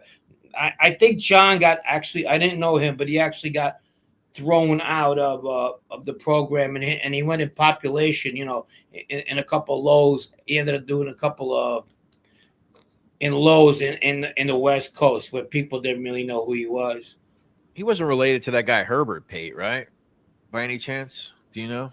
I don't know who Herbert Pate was. John was the Pate guy- was a friend of Alley Boy's growing up. Okay. That was a guy who was. I think he was also maybe involved in law enforcement at one part of that. But he's the guy that like knows how to make bombs. He put the bomb under Frankie DeChico's car. I don't know. Yeah. I don't know a lot about the guy, but yeah, interesting. John Sidlitsky. Hey Frank, did you do any time with Tommy Patera? No. Jesse Roth. Don't order the latte. Sammy Don't likes order the latte. That's the good advice. Good advice. That used to piss me off, honestly, when I was making coffee back in the day, and somebody would come in like for 4 cappuccinos. Yeah, we know, Anthony. We know. We love you, buddy. We know. Show up earlier next time. Herbert Pate was his brother, I thought. Oh, Danny said he thinks Herbert Pate was his brother. Interesting. Well, I'll look into it now that you I say don't. that. The only reason I know about Johnny Pate was through Ali told a story about him. He flipped, and he was good friends with Ali and Frankie Blue Eyes, who flipped too. They were all good friends. And Ali tells a story one time. They hooked him up with a hooker, and he thought she was like a regular girl, and he's making out with her and stuff. Yeah. Well, she was good looking, I guess. I don't know. I know where this is going. He was in love, and one day he called her up, and she called them and said, "Hey, look, he's been calling me again." I go, "So, all right, tell him that you want to get picked up." And they go with a limo, and she's in the car, and they open up, and she's doing something funny to one of their friends, It kind of like broke his heart, yeah. And but he started laughing, he kind of got it, and he was like, "Good man, what the fuck? Get over it." SPK, salt, pepper, ketchup. I was a concrete laborer with Herbie Pate in 2007. Is that true? Wow. Who? So Am I right to say- his brother? Am I right to say that he was involved in law enforcement as a career at some point in his life, or is that completely wrong? I could be completely off on that. He was I a don't great, even know who he funny is. guy. Fuck, made the day go by. That's pretty wild. SPK. Wow. Wow. What else you got? Well, I think we're pretty much all caught up. If anybody has any more questions, keep them coming. Like I said, we'll obviously post it on the community post, Frank's interview that should be out either Friday or Saturday. We have another clip coming out, which has to do with Danny F's question right here. What was Ali Persico like? Was he a person you liked? That'll be coming out soon. But you can That's our next clip. So that's our next piece we're gonna put out. Yeah. Yep. We're gonna put that out. MDC, Alley Boy, and a couple of other things. Coming up. Yep. Yeah, he was a bomb specialist in the Army. He built the bomb that blew up the Chico. Yeah. Yep. Oh wow. Okay. Yeah. How old is he? I believe he placed it too. I'm not sure. He's probably like in his 70s now or something. Who knows? It's kind of like I looked into him before, and some detective I was talking to. He died like 2 years ago. SPK says. Oh, he did. Okay. Uh-huh. Yeah. He died 2 years ago. Okay. A lot of characters. All right, guys. Let's get those questions. We got like 15 minutes left. You can find his picture on Gangland. Oh, okay. I'll have to check that out. He did that for Gas Pipe. Yeah. Yep. Gas Pipe got thrown out of the fucking the units too. He was sabotaging shit because he wasn't getting his way, like blowing up the fucking TVs. Stupid shit like that. Is that something you heard? No, that's a fact. No, but I'm saying you were blowing up, taking the fucking electric cords out. Yeah, he got thrown out of freaking units for shit doing stupid. But you never were. No, I never Yeah. came across. Thank God. Yeah, it was bad enough. I was one Yeah, fucking yeah. schmuck. He did. Yeah, he did it for gas pipe. Yep. If you guys want to see where that event occurred, go to NYC Crime Spot. What else? Any other questions? Anything else, ladies and gentlemen?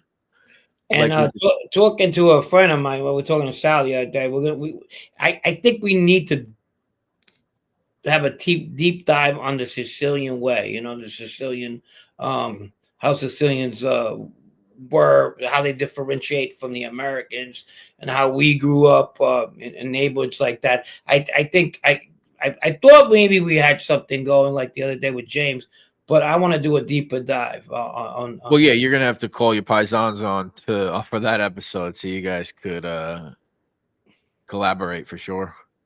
You could help on that one. I don't. What the hell do I know about growing up being Sicilian? But I'm more than happy to hang out and listen for sure. I mean, I'm gonna be here.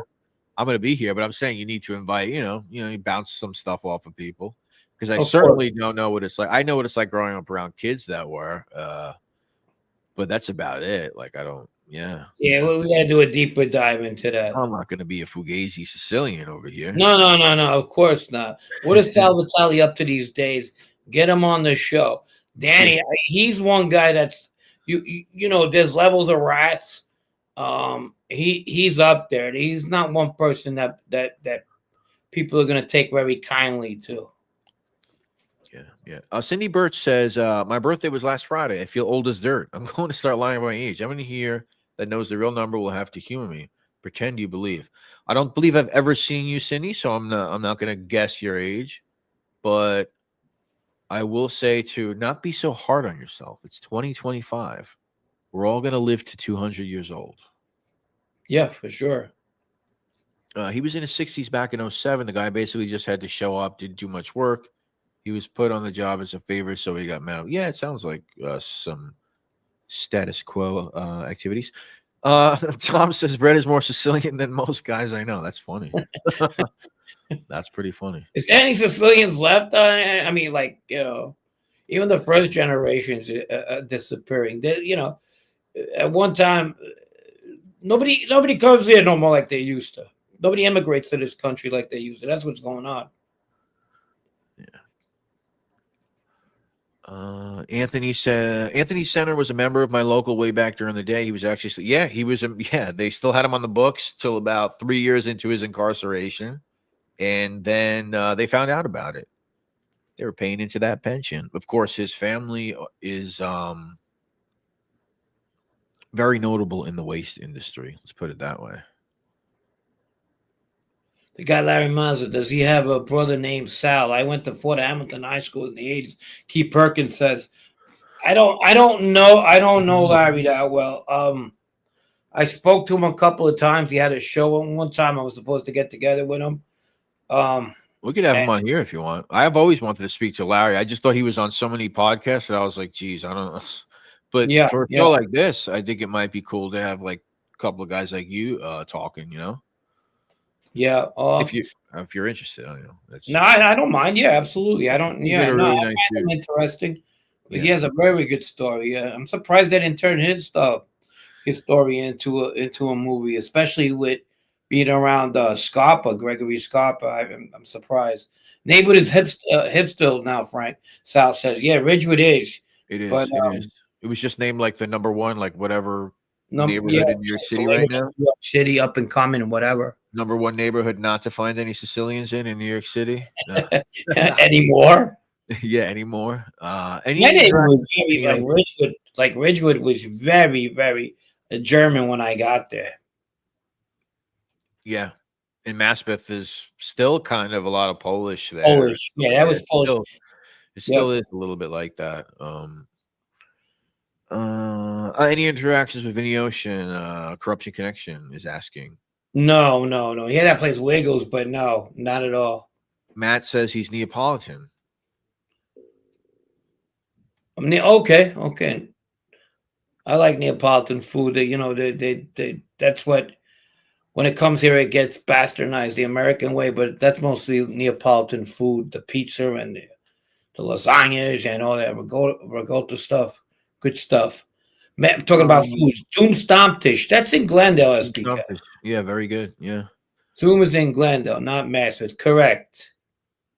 See, we got a couple of Bridgewood guys in our chat. How many people we got left? 126. Oh, wow. We're getting better as we go along. Did you know Tommy Reynolds? He just got out. Any interactions with Fabrizio? I knew Fabrizio. He was in jail with my brother. And Tommy, he came down on a writ. And I seen him. His dad, Andrew, was my co-defendant as well. I had so many co-defendants when they were trying to knock off the Bonanno family. I think at one point I got superseded 3 times, and I had close to 90 co-defendants. Wow.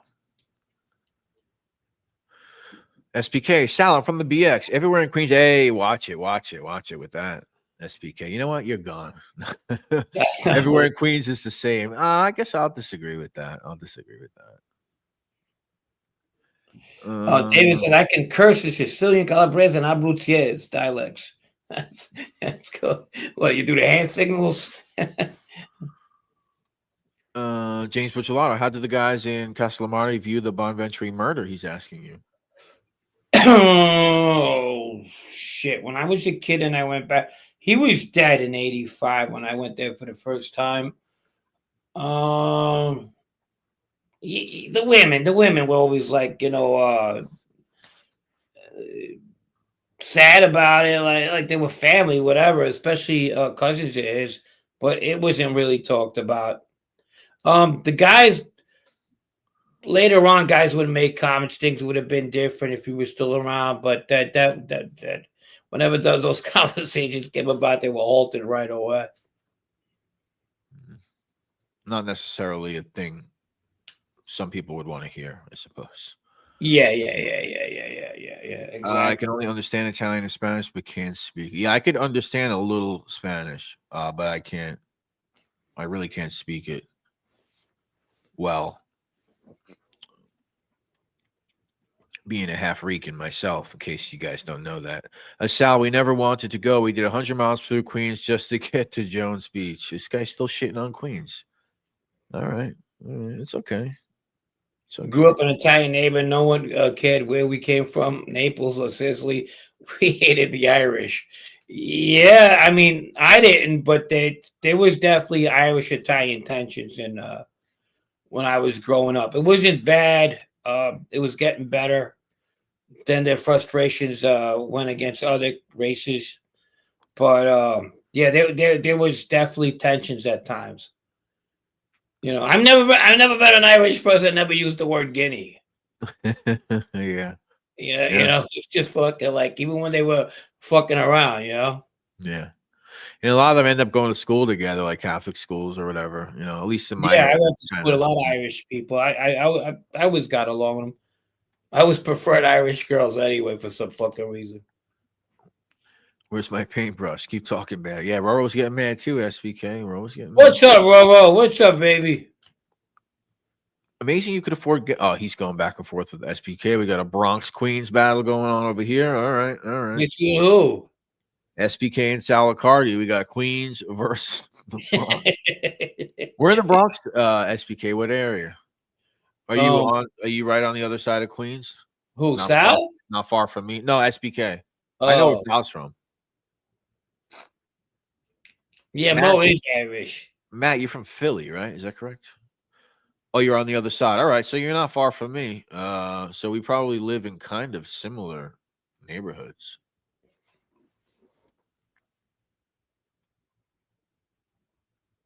Joey Frakes goes, everybody hates us redheaded. No, some of my dearest friends growing up are Irish. Yeah, Joey Frakes, I don't hate you. I just dislike you. I think Kidding. In the turn of the century, a lot of bad shit happened between both sides that carried over. But by the time I was growing up, it wasn't too much like that. Boogie down Bronx calls. Hey, SBK, if it makes you feel better, my dad's from the Bronx. All right, if it makes you feel better. What's up, Carl? Boogie down Bronx. Bronx versus Queens war. Sounds like Luke Casey fan. It sounds like the Mets versus the Yankees. Oh, that's right, SBK. You knew Louis Peduto. All right, cool. Louis Peduto is an infamous Bronx homeless guy, degenerate thief.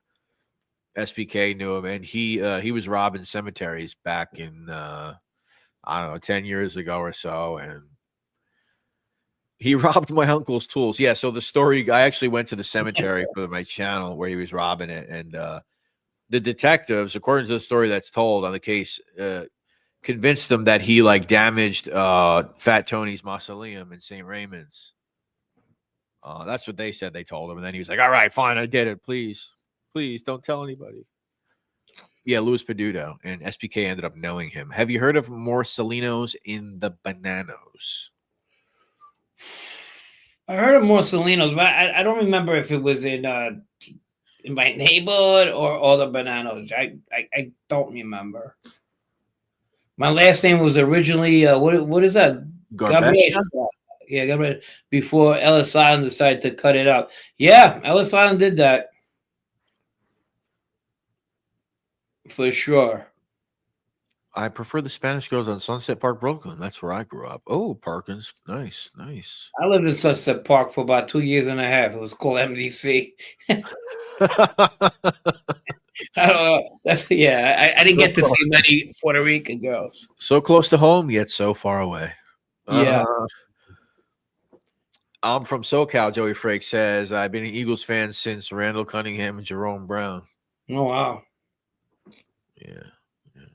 We don't like Eagles fans over here. But I'll let you stay, Joey. I'll let you stay. We'll stay on for a few more minutes. Let's give it like 5 more minutes. You know, we're hanging out. Unless Brett, how'd you hear about that weirdo? Oh, I came across the story about Louis Peduto. That's the story about the grave robbery. I just came across it, and the Fat Tony angle. And after I did that upload, if you guys check out on my channel, I told the story. I walk around St. Raymond Cemetery. You get to see the old cemeteries. I go to Fat Tony's mausoleum. After I did that, funny enough, SPK, I started thinking to myself, is the story even true? You know, that's what the press reported at the time. That's, I guess, what the police told them that they told Louis Peduto. But then I started thinking, like, wait a second. This thing might not even be a true story, but it was worth a trip. I spoke about it. Keith Perkins, easy Joey. Dijon Zavon might have missed it. What is on the agenda for Monday's content? Every Monday night we do a live stream here at 52 Topics. Usually it's just a recap of kind of the stuff we put out, right, Frank? But we've been having guests recently, so I'm not sure what the agenda is this Monday, unless Frank knows. No, I don't. I was just reading Salacardi's comment. Yeah, I do remember that pool. We were a little miniature pool we had in the yard. Whole fucking thing broke down and the water went all the way in the basement. Yeah, the office. My poor father, he was like, fucking, what the fuck is going on? I don't know. What's on the agenda? I'm trying to get somebody here, a new guest, someone interested. So basically, we're gonna put out Allie's Allie video, right? So we're gonna have questions about that. We discussed Jackie DeRoss, MDC, Allie Boy, who was my bunkmate for about a year and a half, and then we're gonna try to get a special guest to discuss those people as well. And you know, I've been trying to be an advocate to get I think a lot of the shit that got Allie in there, not so much Jackie, was circumstantial. Hopefully we could bring that to light and go from there and get a guest on Monday, which I'm still working on. I didn't work hard enough because I haven't called them yet, but I think they shouldn't be. We got time. Between now and Monday, we're going to put out the Allie video. Then we got our Monday night live stream. And yeah, of course, we got more stuff to. Let me see. Like, you guys want to know what we got coming soon before we get. Well, we got 1972. 1972 was the year we came here. Yeah, it's funny. Keith Perkins, he remembers. I goes, I should go back to the neighbor incognito and film shit that played here. That's actually a good idea. Yeah, but that's gonna fucking piss people off too. So we'll just, not that they're already pissed off, but who cares? But yeah, I don't know. Yeah. Yeah. Well, I was gonna go there and film stuff for the channel if I ever have to. I definitely will. Sure. We'll film some stuff over there. Oh, we also have planned, ladies and gentlemen. If you notice, when we first launched this channel, I managed to find the streaming service. I managed to find the full Paul Ragusa Unsolved Mysteries clip. I put that out. Everybody was very much interested in it. However, whatever platform or whoever company has the rights to Unsolved Mysteries now, they took that video down. I don't really like to play with stuff like that because YouTube doesn't like if you keep trying to upload the same thing. And so what me and Frank, I think we're going to try to do, Frank, which is what we might be able to get away with, is watching it together and pausing it every once in a while, and you giving us some commentary and stuff like that. Every time I watch that fucking clip, that I know. Well, that's why this is good. it has a fucking cop that pisses me the fuck off. That English and I just, you want to talk about a fucking dirty ass fucking cop? If you're listening, fuck you. Well, yeah. Well, that's why it's going to be he's good. Over there with his fucking badge and his fucking blue shirt, talking about these guys are really bad guys. Yeah. Fucking, I always try to jam people up. Fuck that. Yeah, we'll talk about it. Yeah. But yeah, well, that's, it'll make it even more the better. That's why, you'll be able to add some context to the characters that we see. I did put up a short on this channel, a piece from that with some Ragusa surveillance, him walking around Cafe Giannini, I believe it was. That was a strut for sure. Yeah. So you guys can get a glimpse of it on the shorts section of this channel, but we'll try to figure it out. Me and Frank will record it. We'll put it out. If YouTube takes it down, sorry. If not, you guys will see it. I think you guys will definitely enjoy that one. Eastie Kid, Court Street Bakery, best chocolate cannolis. How about Queens? Best cannolis in Queens. For me, I used to go to a place that is no longer there on Francis Lewis Boulevard. It was called D'Aquila. I think it was, D'Aquila. Those were like my favorite cannolis ever. They have since closed. Another place I know of is Joe Sicilian. How about you? Bakeries? There's the one Villa Bate in 18th over there in Bensonhurst is one of the best. Catania Bakery, check that out in Ridgewood's pretty good. Also, when it comes to pastries, bread probably Monreale. That's a good bakery too. There we go, Monreale and Catania. Yeah, it's really good. Check it out. Monreale is good stuff. Give a plug out to Frank. You guys got to interview Mike Faduch. I'll make the call. Pass. Fortunato's Bakery in Greenpoint, wherever. Yeah, really good too. You guys know all the spots. It's like I'm back in New York with you guys. I'm bringing back memories. How about pizza? What's your favorite pizza in New York? My favorite pizza in New York. What I missed, I'll tell you which ones I missed. So weird because I go to different places for different things, so I don't know. But yeah, go. You start. My favorite pizza is probably the Sicilian slice that you get that Roses. It's kind of like Roses, yeah, like the Spumoni Gardens ones. I never had that before. It's an upside down, right? It's upside down, but it's really good. I like it a lot. Yeah, that's one of my favorites too. They opened up a Rosa's near me.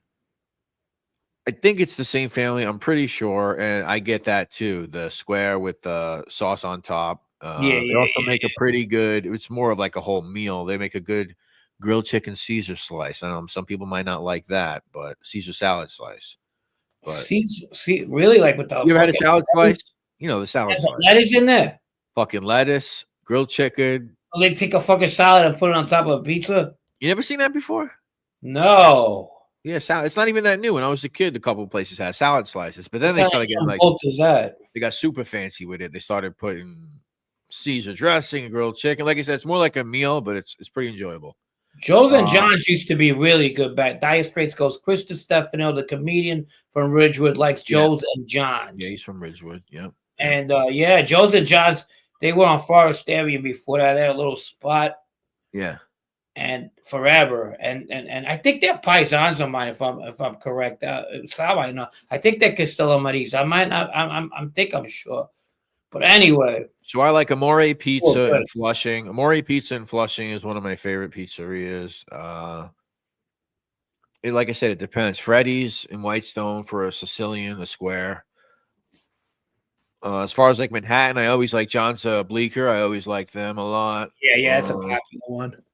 Patsy's. There's any Patsy's really. There's a few of them out there. There's one not far from me, which is pretty good. Yeah, there's a lot of good spots. I've never been to the Patsy. Oh, DeFara is pretty good. In Brooklyn, DeFara. Unless they opened one up in Staten Island. Danino's is in Staten Island, which I had recently, which isn't bad. The best pizza I ever had in my life, maybe because I was a kid, but I liked it.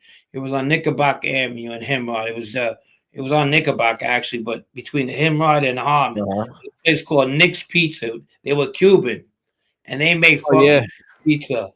I remember you telling me about that. Yeah, some of the best pizza. And years later, I would talk to Gamali about that. I said, "You remember that place?" He goes, "Of course, they were Cuban." Yeah, he said the Cubans, theoretically, originally, are very good fucking bakers. Yeah, for sure. Danny's Pizza, Kew Gardens. Yeah, very good spot. Danny's Pizza. You can get the pesto slice at Danny's. Very good. Hey, what's up, Jeff? And I do, my friend. Yeah, what's going on? He says, Frank, did you meet a person named Armando Rea? Rea? Doesn't ring a bell. Doesn't ring a bell right now. I knew an Armando, but I probably didn't know his last name. Why? You know what happens with Jeff a lot is people call him and go, "Hey, I was friends with Frank," and tell him I said, yeah. And for the most part, they say, "Yeah, whatever he said, he's right about whatever." True, But so I don't know if it's somebody I know or somebody who's just asking me if I know. I don't know. Yeah, Danny F. Lucali. So that's owned by Mark Iacono. So my problem with Lucali is my principals don't allow me to go there, basically. And it sounds like an asshole thing to say. But you go to Lucali, you wait on a fucking line that's like a half a block to a block long. You put your name on a list. You hang out and jerk off for God knows how long. And then hopefully they call you to go take a seat. Not an experience I'm looking for. I want to get a slice and I don't care how good the pizza is. Based on principles, I would never go to that place. Right. But I hope he's okay. I hope he's okay. He did get stabbed, supposedly, allegedly once. Not a pizza guy getting stabbed.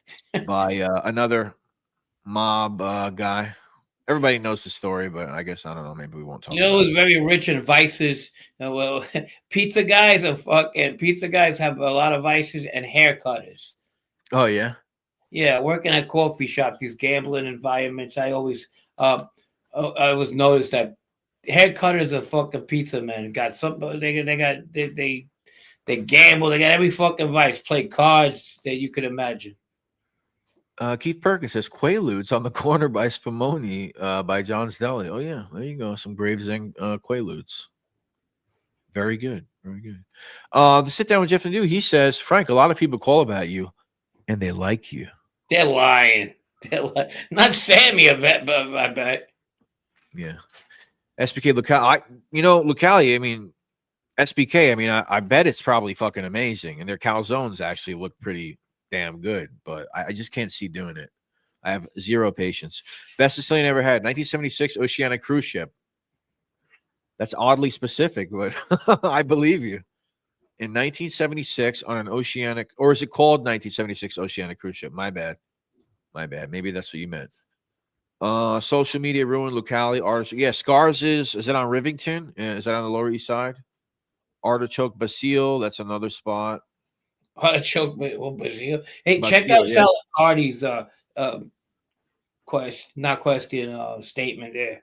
He says, I know some guys who baccarat their pizza places away. See, I told you.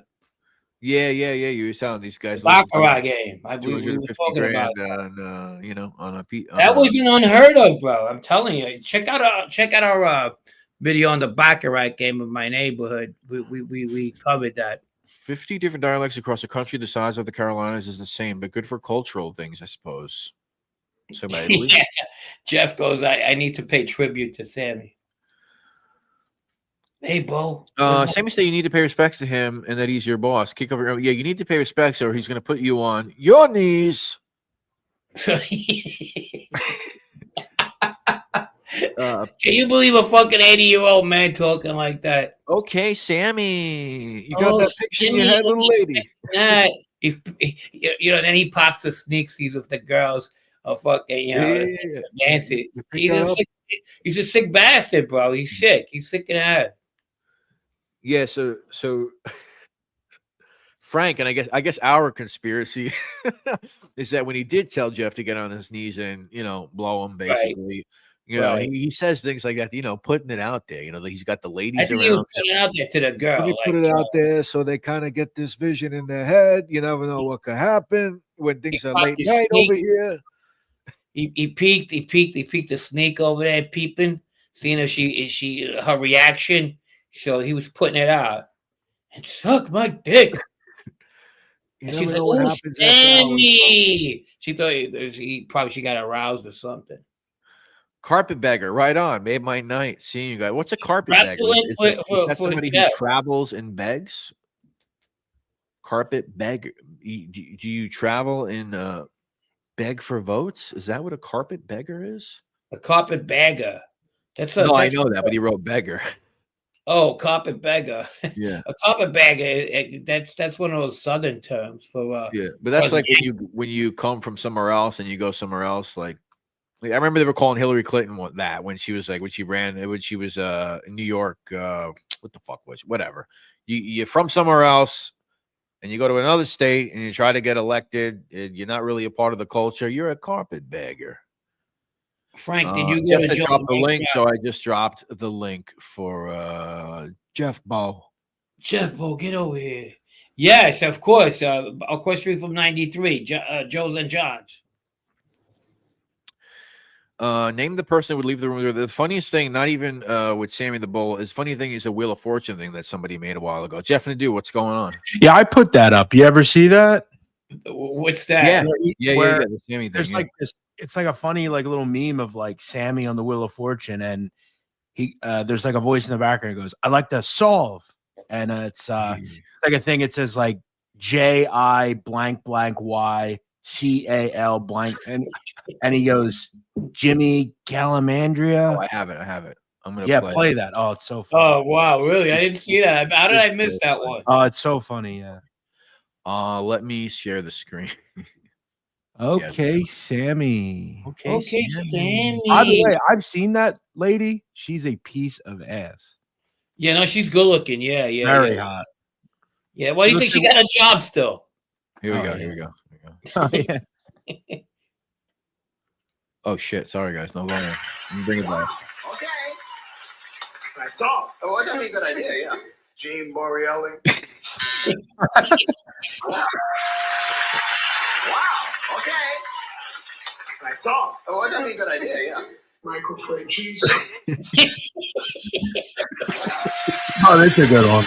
Oh, yeah, I saw. Oh, that'd be a good idea. Yeah. Tony. Bananas or say banana, Nino, whatever his name was. Oh no. Wow, okay. I saw. Oh, that'd be a good idea, yeah. Bad beach, guys. Well, I mean, like, sure, I've never seen this. I saw. Oh, that'd be a good idea, yeah. Carmine Lemondosi. I think we missed the first one. Yeah, this one. Yeah. Jimmy Calamandria. Dude, that was too funny. Who did that? You put that together, Jeff? Fucking funny, dude. Yeah, I actually found it. I think someone sent me it, and they were like, "You should put this That's up." Fucking classic, boy. Yeah, fucking good. But hey, Frank, I got to tell you something interesting. I was out the other night at this place I go in Lancaster, and this kid I know, he came up to me, and he just got out of federal prison like a year ago, and Yeah. I talk to him occasionally, and he goes, I don't think I ever told you who my cellmate was.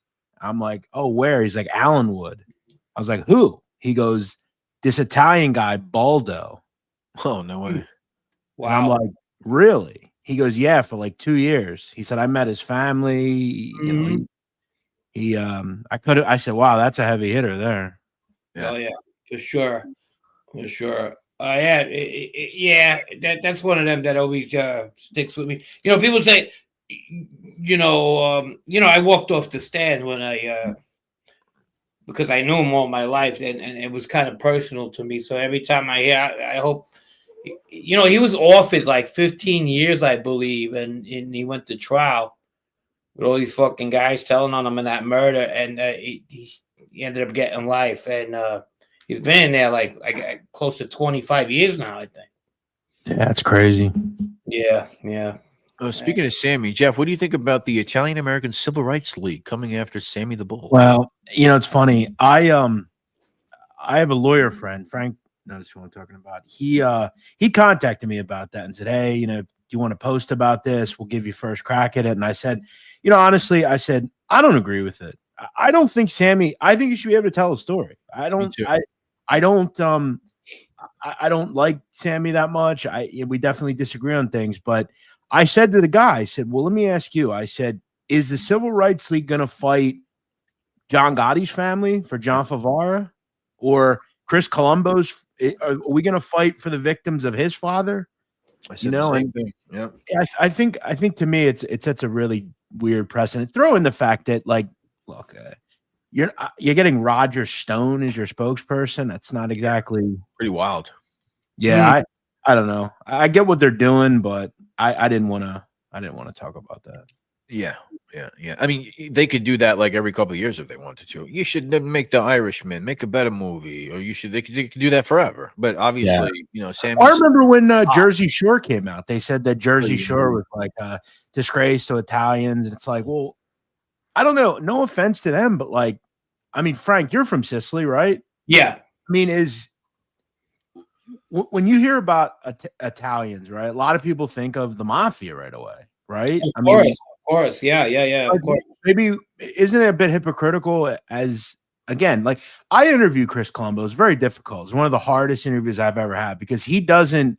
Yeah. He's one of these guys that says that like, oh, it doesn't exist. The mafia is not real. And it's crazy. Yeah. Okay. The actual word is invented, but the organization very much exists. You know that. But the word was invented by the media. That is true. But he's trying to say that the whole organization, the whole criminal. Yeah, they were just businessmen. Yeah, they're just business. He's out of his mind. He's just out of his mind.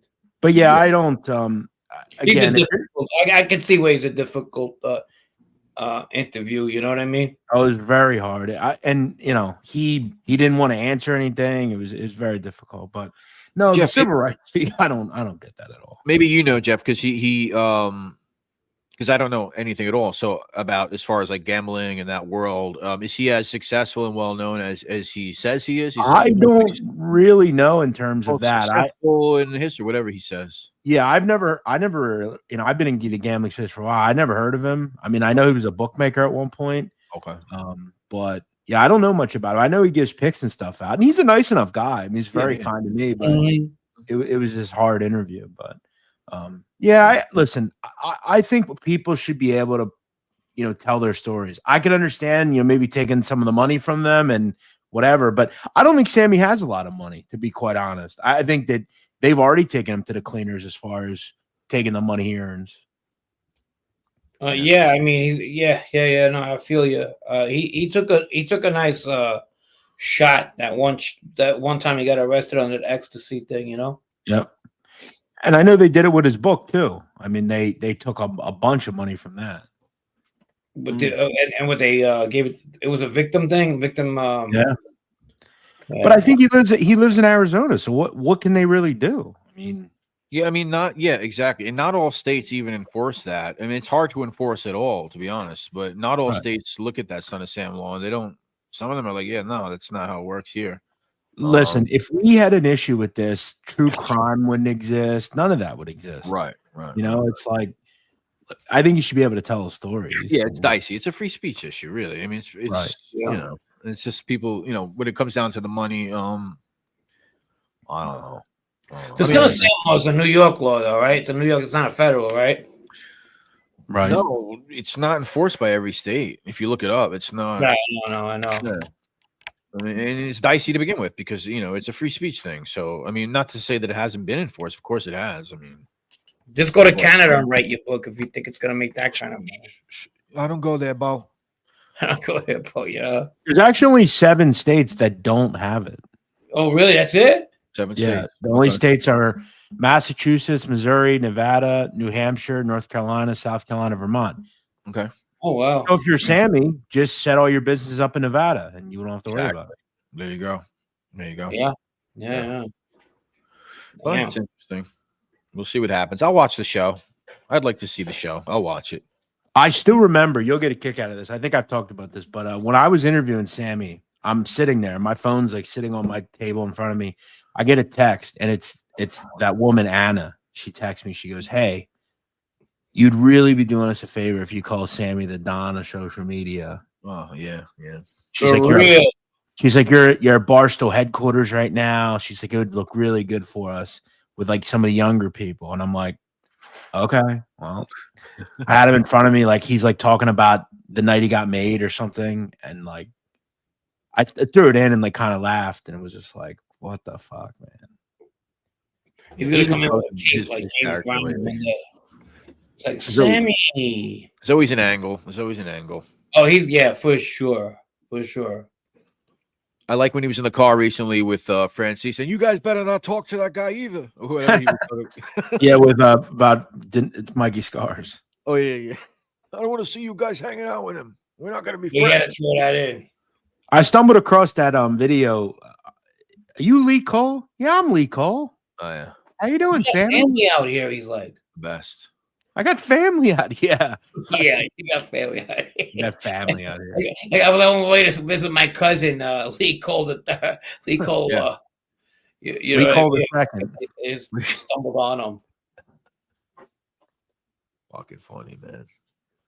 What are we doing? A couple more questions and we're a couple out. more questions if you guys got. David Price, check out Chris Colombo, Michael Francis interview. Best conversation and insight into Chris, his relationship with his dad and his brothers. Did he sit down with Michael Francis? I'm surprised he wouldn't think he was informant. Yeah, I didn't get that either. I don't. He had a lot to say about Sammy when he spoke to me. Like it's weird that he sat down with Michael. Oh wow. Danny F still wants to know if Sammy's a pole smoker. I don't know. Somebody that's on the panel right now, he said he was gonna make him a pole smoker. No, he likes his pole smoked up. So I don't know.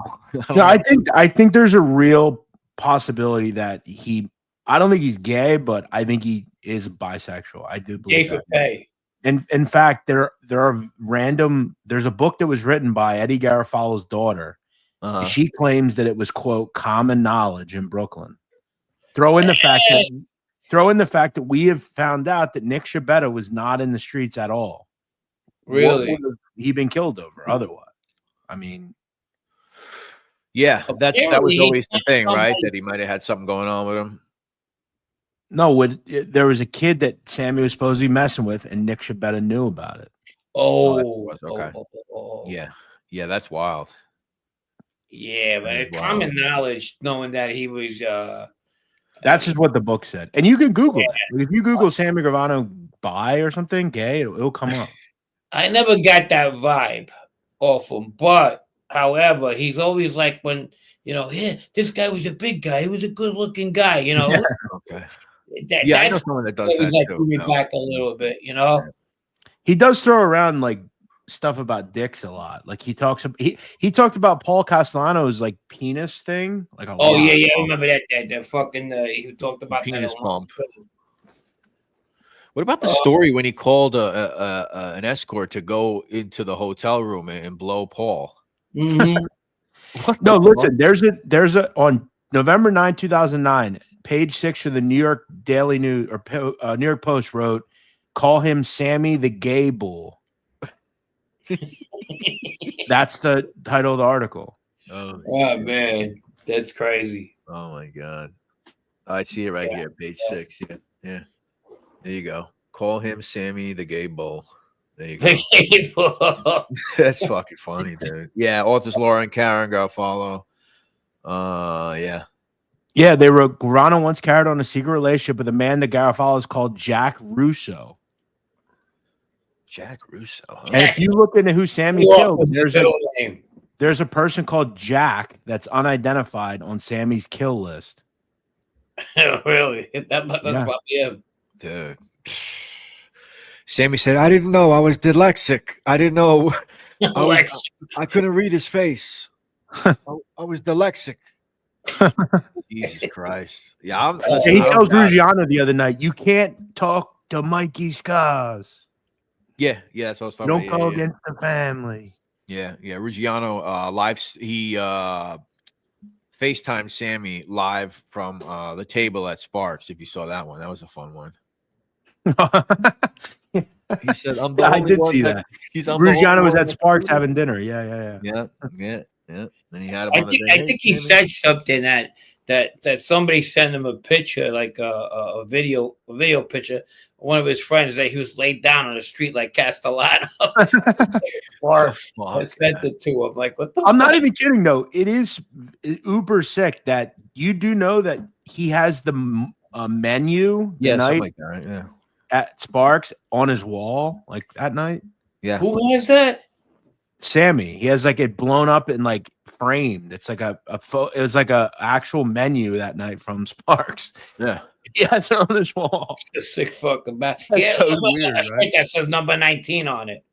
Oh yeah, Bull 19. Yeah. God damn. Matt says, I like Ruggiano and Joe. I like Ruggiano too, but I noticed that, the past few months, he does talk a lot of shit. He does throw some shade on. Well, he's emboldened now. He's hanging out with Sammy. Like shade on creators, like, because I was actually there, not like these guys on YouTube that talk about it. It's like, how many times are you going to say that, dude? Stop it already. Hey, you know whose channel I stumbled upon the other day, Brett? Go. That goofy guy, Joe. Did you see what he put out today? No, I don't follow him anymore.